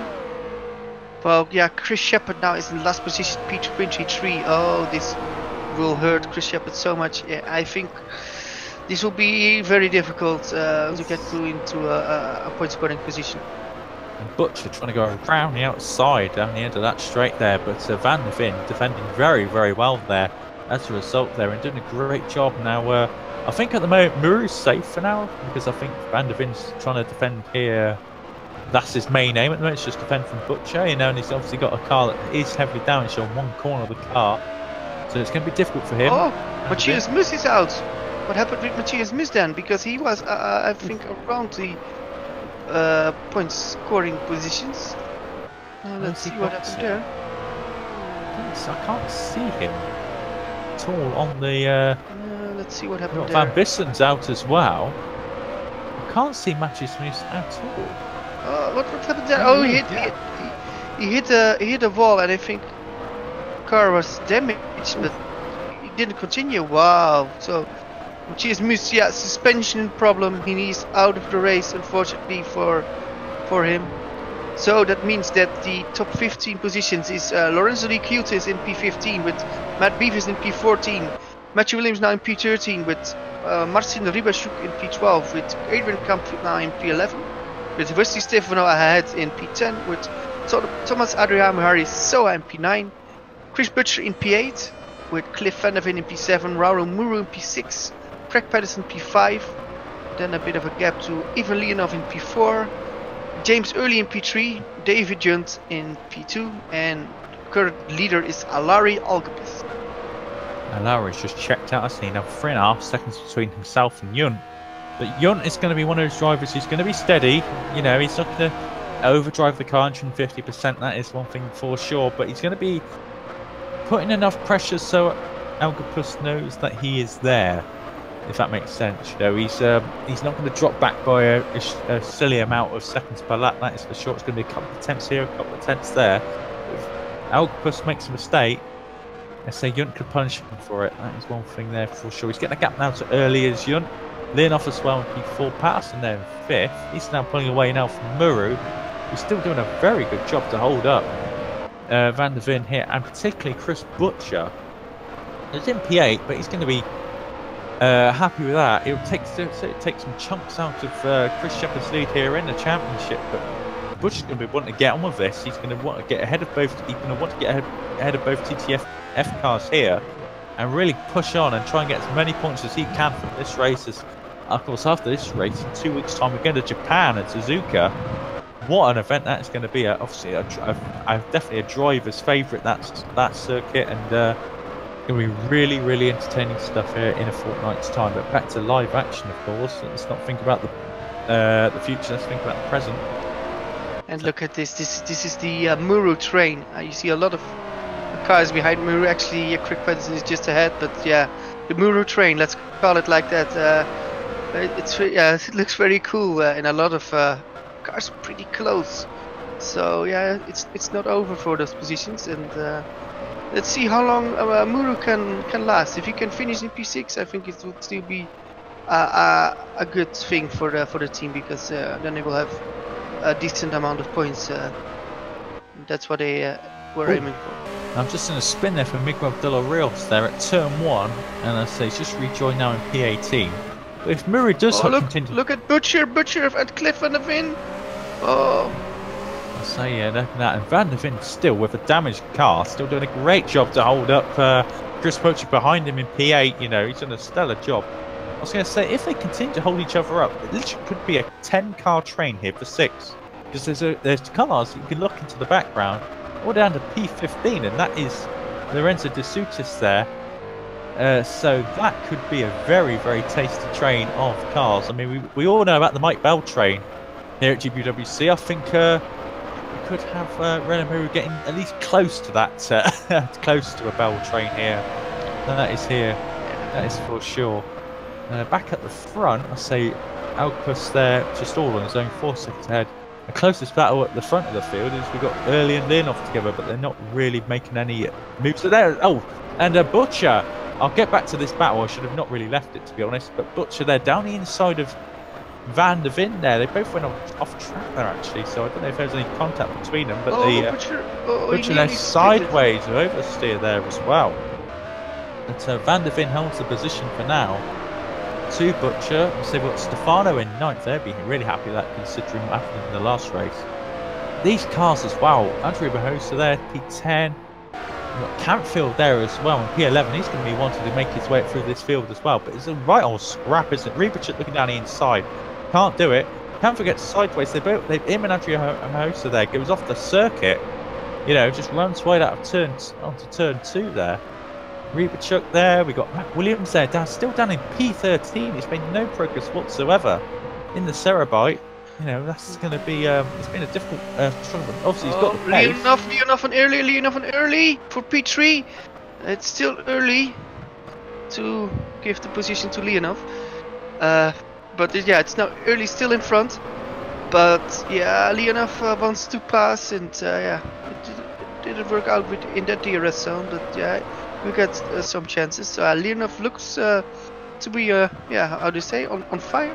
So yeah, he wants to get that podium in race 2. He wants to get the podium, and yeah. I say he's no Will Grigg, but he's doing a great job in this route. That is for sure. Let's say Muru. What's happened to Van der Ven? Van der Ven's dropped back to P9 here. He's obviously made a mistake somewhere. Butcher's got past. That's key for him. Van der Ven's doing a great job of defending. He's made a mistake now. Stefano's also got past in the Meyer Downard Racing car there. He's up to P8. Van der Ven in P9, and now Campfield has got past Andrew Mahosa as well. He's also another car that's dropped back, but now Campfield now in P10 is now looking to capitalise on the wounded Van der Ven here. Let's go through that. Understeer, Van der Ven's getting through there. That was that would hurt the tyres a huge amount through there. So he looks like he's struggling here on the left-handers.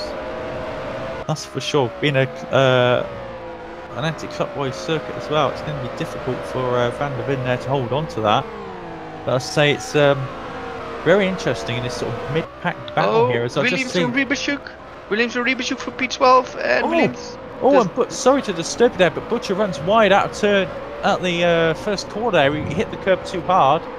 But I say Williams does get past Ribachuk there, but Butcher making an uncharacteristic mistake. Sorry to cut you there, Menno, but I thought that. Spin and Ribachuk there. getting And sideways. And Yeah. Leonov as well. So yeah, we are. Yeah, we were both watching a different camera in this commentary position. So the one looks at Rybachuk and sees a mistake there, while I'm looking more like I'm looking at the battle with Early and Leonov had more or less a half spin, so he's more or less still in it. I say Menno's always one step ahead. I'm always a bit behind. I'm looking further back.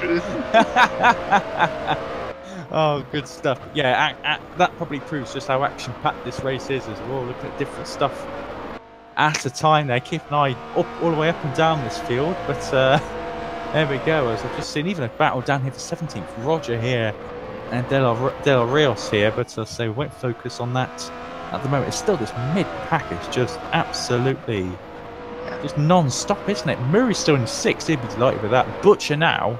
Not really closing up too much on Muru, you know, still P7. You got Stefano shadowing every move at the moment that Butcher's doing. But tremendous stuff here from Muru.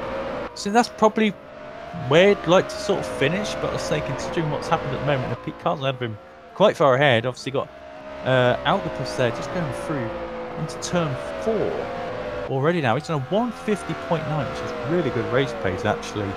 Well, very, very respectable indeed. You got there and Look at Williams for P11 on Adrian Mauricio. Yes, it works. And Campfield is now battling with Van der Ven. So Van der Ven cut the corner as well there. You know, he cut the first corner in his wounded TTF car as Campfield now confirms the move up to P9. And of course, Van der Ven's car's going to get worse and worse. So I'd expect him to drop back. Look at P7 Butcher on Muru. Can Butcher do it? Brake later around the outside. No, yes, no. They bang wheels as they go through the corner. Butcher now down inside. Yeah, he's gone past Muru. This is debatable. He jumped the curb there, but was he pushed there? That was the thing. I'm not sure how legal that move was. I saw him go wide over the curb. He wasn't exactly pushed over there. He climbed the curb and he made the position up now in real Formula 1.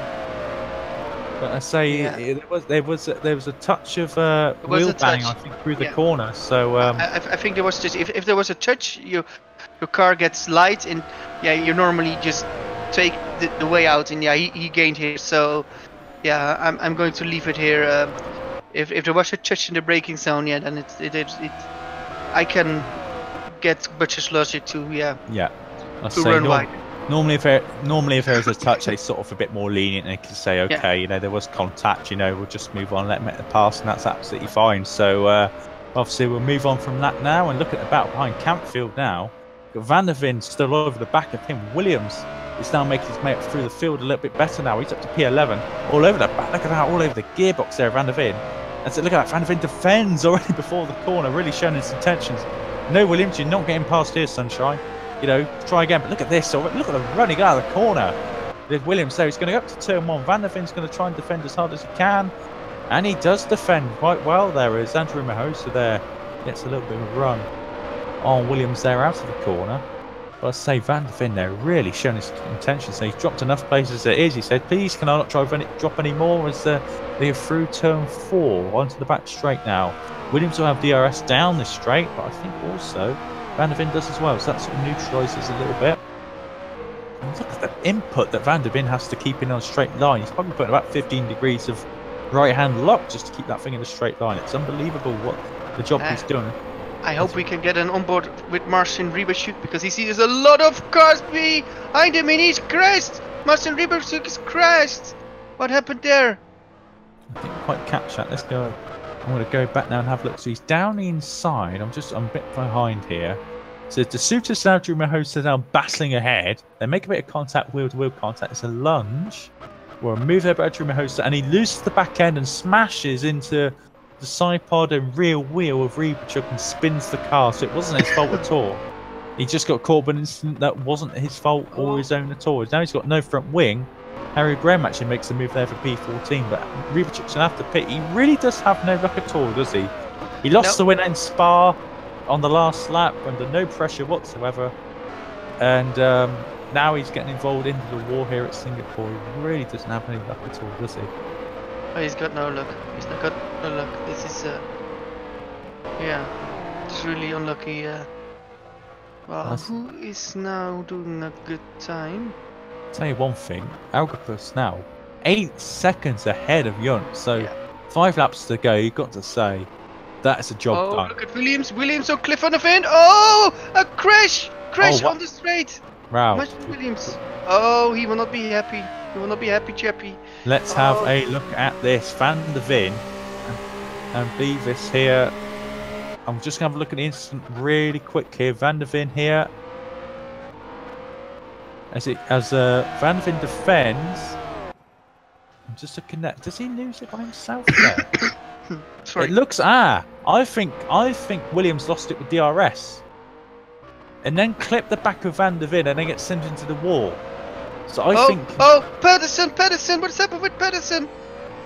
What's he Problem done? with Pedersen. Pedersen's out. What's happening here then? Oh, Pedersen crashed on his own. Pedersen's out from P5. Oh, what a disaster! Drama. Craig Pedersen, no. Oh, what a disaster there. You know, he's got the fan club, but I say the fan club will not be impressed there. He damages the side of his car and now retires from the race because obviously the damage will just be too much on that car. So from P5, what an opportunity that is for Craig Patterson and his team to get a lorry load of points here in the second race. And he's thrown it away after getting too much curb on the outside. That is a disaster for Patterson. And he will be really, really annoyed at himself for that because he had no pressure whatsoever and he bins into the wall. That is unbelievable and really bad luck there for Patterson. This all moved Harry Graham and Cameron Roger into the points, while Chris Shepherd now is in P16. He is, and of course Williams will have to pit, so that would actually move him up another position. Harry Graham's going to be P12. Andrew Mahoso who was running it at the front. He's now lost. He's spun, but still going to be P13. Roger's going to be 14. Chris Shepherd, after the disastrous start he had, pit stop, right at the back of the field, nowhere to be seen, is now going to be running into points in P15. So he's actually going to be. The damage will not. Obviously, it's only 1 point, but the damage will not be as great, you know. And anything now for him is a bonus with 4 laps to go here. That is one thing. Or for 3.5 laps to go, I should say. Anything for him now is going to be a bonus because also you've got Butcher here running in P5. Really strong job. And Stefano still shadowing every move that Butcher makes. Stefano looks strong. He does look strong, yeah. That MDR car really handling well. And of course, don't forget, obviously Murray's not as quick, but he'll be able to capitalise. And Campfield is going to be looking to get past Murray and try and attack the Butcher. That is one thing for sure. That is a certainty, but he's got to get ahead past 2 cars before he can attack Butcher. That is, it's the battle between 5th, 6th, 7th, and 8th places here. A 4-car battle between 4 different teams, 2 of which are battling for the team's championship. But it is going to be a long 3 laps here for Chris Butcher. A battle ahead of him, we've got James Early and Leonov battling for that final podium position. Now, of course, Leonov got involved in an incident in the last race on the final lap, battling for a very strong position. Then, I hope he gets the doesn't get involved again in another incident, whether it's his fault or not. He won't want to do it 2 races in a row. Let's see, there's still a battle between James Early and even P3, and Early is still ahead of Leonov. Can he stay ahead? Oh, this is an amazing battle actually, because Early shows that he's a more than capable driver, but Leonov shows so this as well. And I've got a feeling Leonov is driving this race like I don't want to make another mistake like I did in the other race. So he's waiting for his opportunity. And I think Leonov is going to try it, but if it will be enough for podium, I'm not sure. Well, I think he's going to hold station until the final lap. I think that's the sensible thing to do. Yeah. Just wait, just take these next few laps just to see where Early's weak and then capitalise on that if potentially it happens. So I think for Early, this would be a great result. I don't think he's had the best of seasons by any means. You know, he's never really been near the front and overall pace. So let's say that'd be a great result for him if he can get this podium result. But Leonov now just looking, ducking and diving, just trying to find a way past. Yeah. James Early now, he's really starting to put the pressure on now with 2.5 laps to go here. Well, we got Chris Shepherd now in P15. 15, so 1 point for Chris Shepard. And every point counts, as I said in the beginning of the stream, is every point counts. That's what Shepard knows. Shepard knows he can get 1, maybe 2, maybe 3 points. So we're looking further forward now. Campfield down the inside of Renault Muru for P7 there, so he's made his move. I say he's got 1 more to get past before he can set his eyes on Butcher. That is one thing that he'll be looking at. Stefano, though, to be fair, and this is no disrespect to Muru, so I think he's going to be a bit of a tougher target than Muru. Muru's done a cracking job to still be in that P8 position, considering the calibre of driver that's got past him. He's done a great job to be here in P8 and a good look at Leonov for P3 in the inside. Can he make it in the braking zone? He can, yes. Leonov is ahead of early. Leonov did an amazing job when he controlled the car in the braking zone, now in P3 with James Early now in P4. So a change in the last podium position. So Butcher's still in P5, so that's very good for Butcher now. Go ahead. I think that podium's now a sealed deal now. I say Alari Algapus, so look at that, 11 seconds nearly ahead of David Junt here.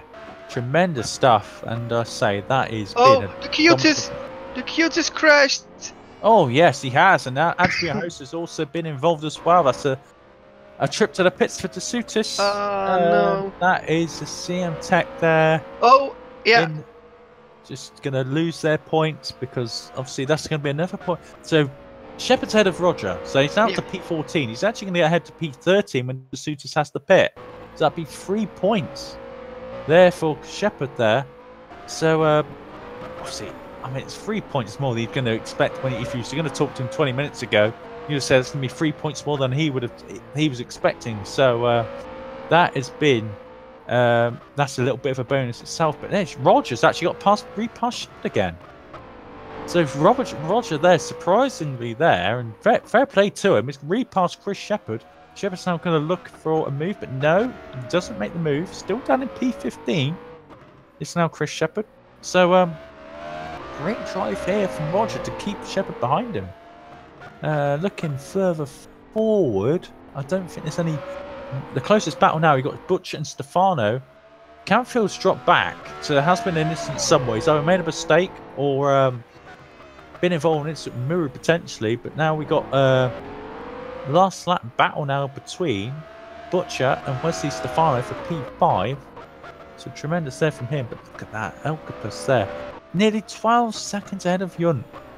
That is amazing, absolutely amazing stuff there from CM Tech. You know, they just had an incident there with Dasutis there, but if they can get the win here today, that'd be a major shot in the arm for them. That'd be magnificent stuff. Yeah, and we will have a very happy winner and a happy team boss in Bob Hoekstra. So hopefully he can do it. I'm not going to say anything. We saw Marcin Rybaszuk, I believe, lose a win in the last lap at Spa. So we're how do they say it? We're going to wait until the fat lady sings. Yes. And if the fat lady sings for Alari, that will be amazing for the team and for CM Tech. And it will be CM Tech's first win in the career ladder. So it will be something. That'd be fantastic for them and the team. But I said Dasutis is carried on because he's not pitted. He should have pitted for his front wing, but I think since it's the final lap now, he's decided to stick it out and see if he can hold on to this 14th or this 13th place here. But yeah, Alari is nearly getting home. Alari Algapus here takes the checker flag at race 2. We predicted he would, but that is again a dominant performance. 13 seconds. But Muru has crashed with Adrian Campfield. Further back for P8 now. A crabbing car here. Look at Campfield. He can't get off the wall. He cannot get off the wall. He's stuck, and now he's spun the car as a result. He's got to wait for Harry Graham to get past. Campfield now, yet again, has got involved in an incident on the last lap. He did it in the last race with Stefano. He's done it again with Renault Muru. Now he's ahead of Muru. So I don't know what's going on here. And of course, but another mistake. Oh, look at Shepard. He gets one position, P13. He will get another one from Lorenzo, I guess. He should do. Dasutis trying to defend with all his life here. Look at this as he goes through, but he's hit the wall on the exit. Shepard down the inside. Bit of contact there with the front wing of Shepard's car. Don't lose your head. Get it. Oh, he can't. But he can't yeah, do Lorenzo will get a lot of understeering. You know that, Chris. You know that, Chris. Oh, it's Getting contact and there's inside. contact there, and he's lost it. And Rogers getting both places. Shepard would be absolutely fuming because the suits should not be really in there in the first place. He should respect the fact that Shepard's fighting for a championship. I think that is naughty, naughty, naughty there from the suits. Just get out of the way, respect the people on track, and don't hold people up like that. The thing is, he should have pitted a lap earlier Yeah, to exactly. place the front wing. I think that's the main thing. Yeah. I think the stewards. I mean, I don't want to get sound too controversial here, but I think if I was a DC looking at that, I would hit De Sutis a very hard penalty there because he knew exactly what he was doing there. He should just get out of the way, respect the people on track. If that was lap 2 or lap 3, he'd just get out of the way. But because it's the last lap, he just decided to hold him up and just caused Shepard there a big loss of points as a result. Because it wasn't just him. De Sutis, Shepard lost out to it. It was Cameron Roger as well. So fair play to Roger for getting the point. You know, that's capitalising on a situation there that shouldn't have happened. But I think De Sutis there, without trying to go too harsh on him, that was disgraceful. Yeah. But I say we'll move on from that. So I'll just run down the results there because we did miss out on the full result. Alari Algapus there with the win there. Davigent there in second there, so he'll be happy with that. Ivana Leonov there finishing the podium. Ahead of James Early will be very happy with that P4. Chris Butcher in P5. Wesley Stefano there in P6 ahead of Matt Beavis there as well. So another good result for him. Obviously, he's won the last 2 reverse grids. P7 again today. He should be very happy with that as well. Roland Muru, P8 there. Cliff Van der Veen, P9 with a damaged car. You know, he should be very happy with that considering the circumstances. Harry Graham there rounding out top 10. Andrew Mahosa, P11. Cameron Roger, Lorenzo De Sutis, Chris Shepard, and Matthew Williams there rounding out top 15. Our race 1 winner there. And just letting you know the DNFs, we had Craig Patterson, Tristan Potters, Miguel de los Rios, Tom Lombard, Matthias Boots, Jerome Van Vissen, Barry Renz, and Parvez there as well. So I'm losing my voice here after that, Menno. You know, what a race! What a race! And, that has been an amazing event, hasn't it, there, Menno? So let's look. It was P3 for Butcher. No, P5. And P5 for Butcher. So that's P5 for Butcher, and then you got Chris Shepard getting 14th. But I would not be surprised if he got the position swap there with De Sutis, or De Sutis would get a penalty to take him below Shepard there. So second position, that's 20 points, and a 14th position is 2 points. There's 22 points. Then we've got Butcher, who's got from a P3, that's 16 points, and now P5. Sorry, Butcher, did you have P3 in race 1? I don't think so. Oh, sorry, 3 points in... Wait, well, yeah, but... Yeah, Shepard gained 3 points with Butcher in race 1, and now he lost a few points, to Butcher because, so it's P3 and P5 he got in this event, Chris Butcher, so... Butcher would have gained as a result on this. So that will be, let's see, P3 for Butcher, that's 16 points, P5, that's 11 points. So that would be 27, and So that's a 5-point gain overall in the standings. That'll bring the gap provisionally. Yeah. Provisionally, it'll bring it down to 15 points with 4 rounds to go here. Next one being in Japan. And, you know, that is going to be really, really tasty. I can, my mouth watering already about that event. That's going to be fantastic as we get to the real nitty gritty part of the season now. So that has been Singapore, and that has been a really, really action-packed event here. Lots of controversy and a lot of discussions going to happen up and down this pit lane here. So I'll see if there's anyone here waiting for an interview here or two. Also, I've got a few messages from a few people probably saying what I've done wrong at some point. But I am going to bring in the first person here we're going to interview, and that is going to be Chris Shepard here. And so we're just going to bring him in to the room here. Chris Shepard here. A real mixed event, obviously. You know, race 1, you know, fairly respectable there in race 1, but race 2 there. I mean, after the first lap, you must have kind of thought to yourself, if I get anything from this race, Yeah. that'd be good. But we caught what Lorenzo De Sutis was doing the last lap, and I called out on the broadcast. That was pretty dirty. Yeah. Is the word I want to use from him. But I It's don't what want it to hear is. your thoughts from that. Well, I won't even comment on that. There's no point. It doesn't change anything, does it? I'd rather take the positives from it, man. I'm still 15 points in the lead of the championship, 4 races to go. Again, I outpaced Butcher, so it's all looking good, to be honest with you. I just got to watch these bloody race twos. Yeah, it's always race been one the thing, yeah. Race one was pretty fun. I mean, Cenobite, is it? They've done the job. They've got both cars in front of me in queue. To be honest, in queue, I was kind of reserved because I just didn't want to get a cut for the next event, which I didn't. So to stick it to start P3, I was quite happy. I knew I'd get decent starts, and I was just alongside for the lead into turn 1, but the straight just weren't long enough. But then obviously I'm hung out to dry on the outside, so I just settled back into 3rd place. And to be honest with you, I've never been. I don't think I've ever been happy to just take a 3rd place. I was happy to take that, but unfortunately for me, and unfortunately for Ivan, he spun, which then promoted me to 2nd place. So yeah, I mean, the pace was there, to be fair. I felt like I was struggling in a race. Well, I say the pace was there with the normal regular drivers. Alari just had something else this race, to be honest with you. I've done a lot of practice with him, and yeah, he was just ridiculously fast at this track. So props out to him. But yeah, it is what it is. Well, I say, it's getting to the nitty-gritty part of the season now. You take pretty much at the moment any good result you can get, because obviously a lot of people fighting for positions out there, no matter where they are in the standings.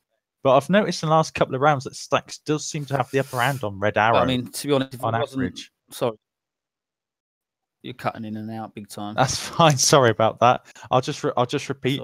I say, you seem to be having the upper hand between over on Red Arrow in general now in the last couple of rounds. So I get in qualifying at least. So you seem to be Stacks seem to be in a really good shape at the moment. Well, I mean, to be brutally honest, I felt like I've had it all season, to be honest with you, David. Yeah. It's just not. I've been hindered a lot in race 2, as you probably know. Yeah. And the last few events, I've managed to stay clean, and we've seen the results what come if you can just avoid the first lap carnage. Again, Butchie proven P5 in race 2 here. If you can just avoid that first few corners, let's say, and you're basically home free because the pack just splits out. You can judge everything a lot better. But yeah, I've just got to be. I can't even say that I'm going to be careful, because I was being careful, and there's just absolutely nothing you can do when there's cars that spin in front of you, and there's walls either side. So normally when they spin, they'll veer off the track, but they can't go nowhere. So no, exactly, block off the track if they spin, so you got nowhere to go. But unfortunately, in race 2, but I say you still got a 15-point lead in the championship, and you may get. I'll say we don't know what's happened in the DC, but you may get a couple more depending on what happens in front of you with incidents at the last part of the race there.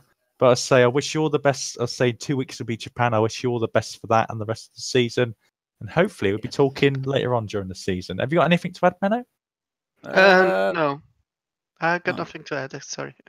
That's fair enough. That's fair enough. Yeah, come on, Menno. No, I'm joking. But I say I wish you all the best for the rest of the season, Chris. Nice one, David. Cheers, Menno. Cheers, Peter. That's fantastic. So that has been Chris Shepherd, our championship leader, right there. I'm now going to bring in 2nd place in the championship here, Chris Butcher. I'll just be one moment to bring him in here. Here he is. So I say, here we are with Chris Butcher now. Say he's had a very respectable event. I think it's a P3 and a P5 in there as well for Chris. So a very solid event considering what the circumstances were for a lot of people tonight. I say, immediate thoughts after that, Chris. Yeah, pretty happy with that, to be honest. Made a bit of a mess of qualifying, so I it could have had an easier race in race 1, but then the tyres died, so I think I did well to hold on to 3rd place, in all honesty. And then obviously Shepherd had an issue in race 2, which really helped me out in the championship. Obviously, it's unfortunate for him.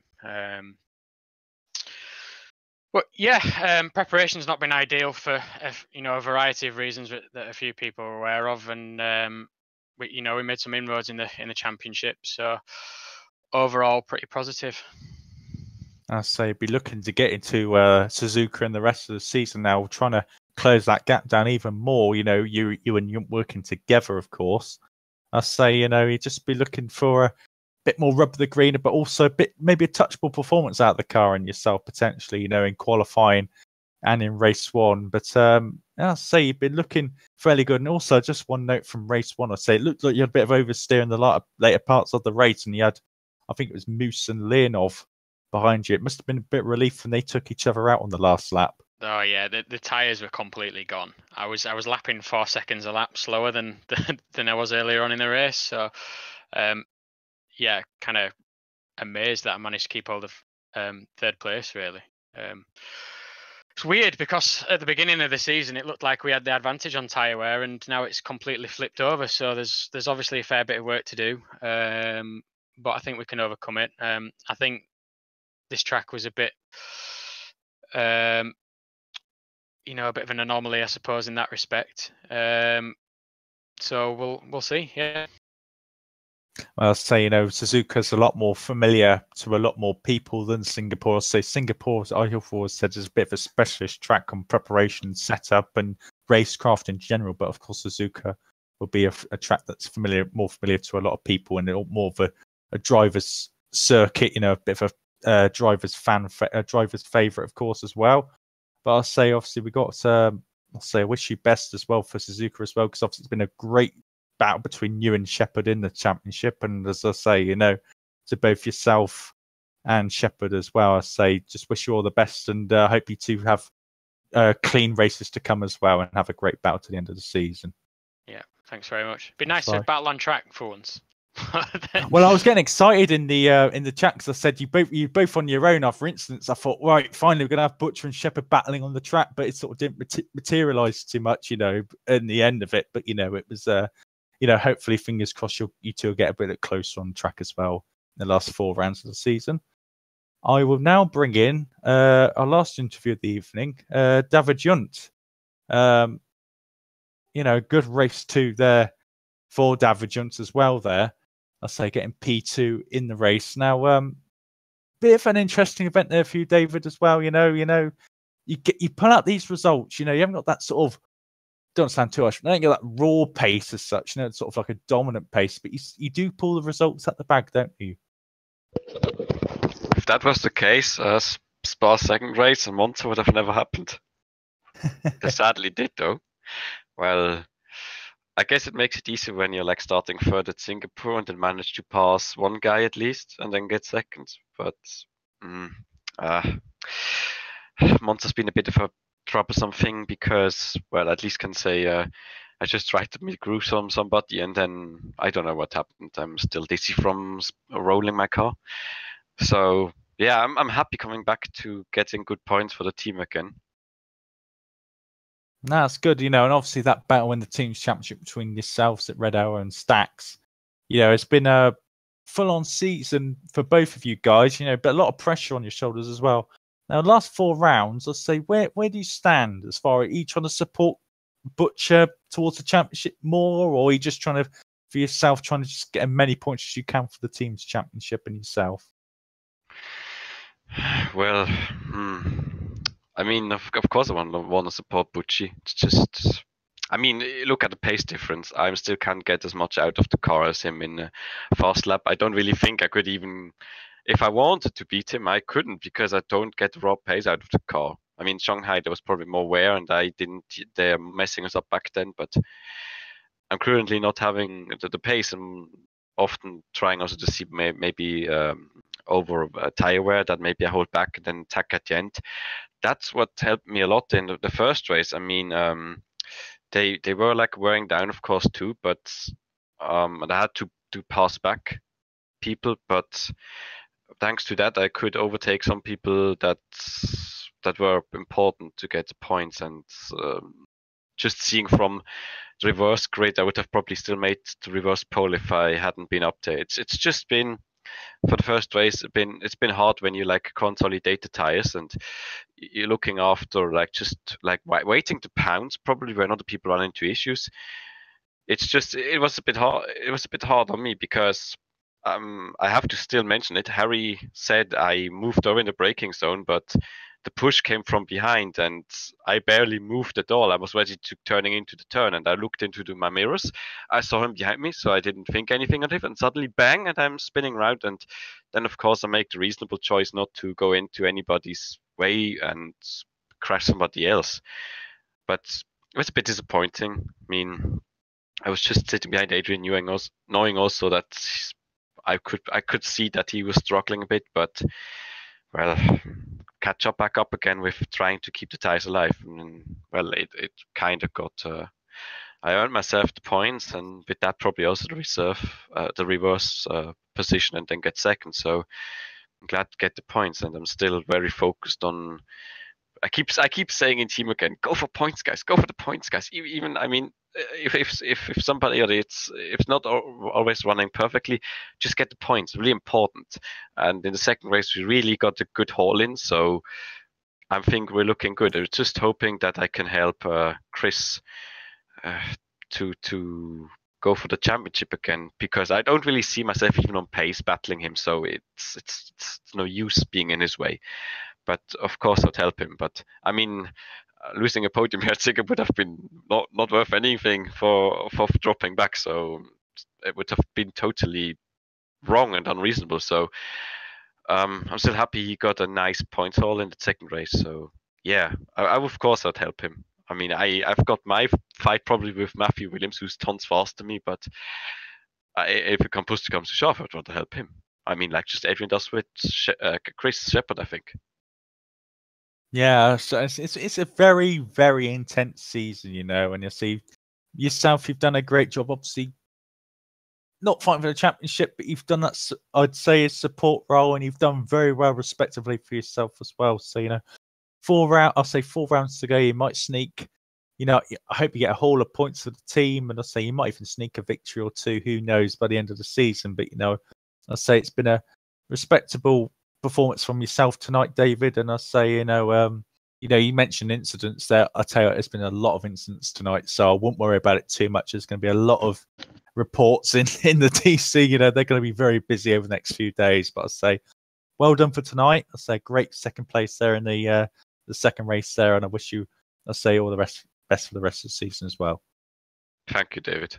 That's fine. So, Mano, I'll leave you here with the final thoughts of yourself. You know, I say a great event tonight, but I say a lot of action, a lot of incident as well.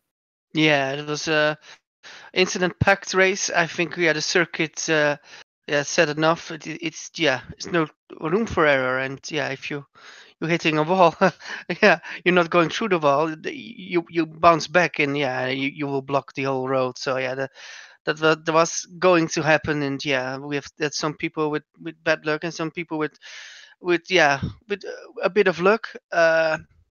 You can see somebody's bad luck can be good luck as well. We look at the winner of race 2, Alari. He was in an incident in turn 1 in race 1. Was lucky to get a good reverse grid position and won race 2. So sometimes you are the best thing what can happen to you is to have an incident actually. That helped Alari today, and I really like the fact that we have a new winner. Always nice to see a new winner.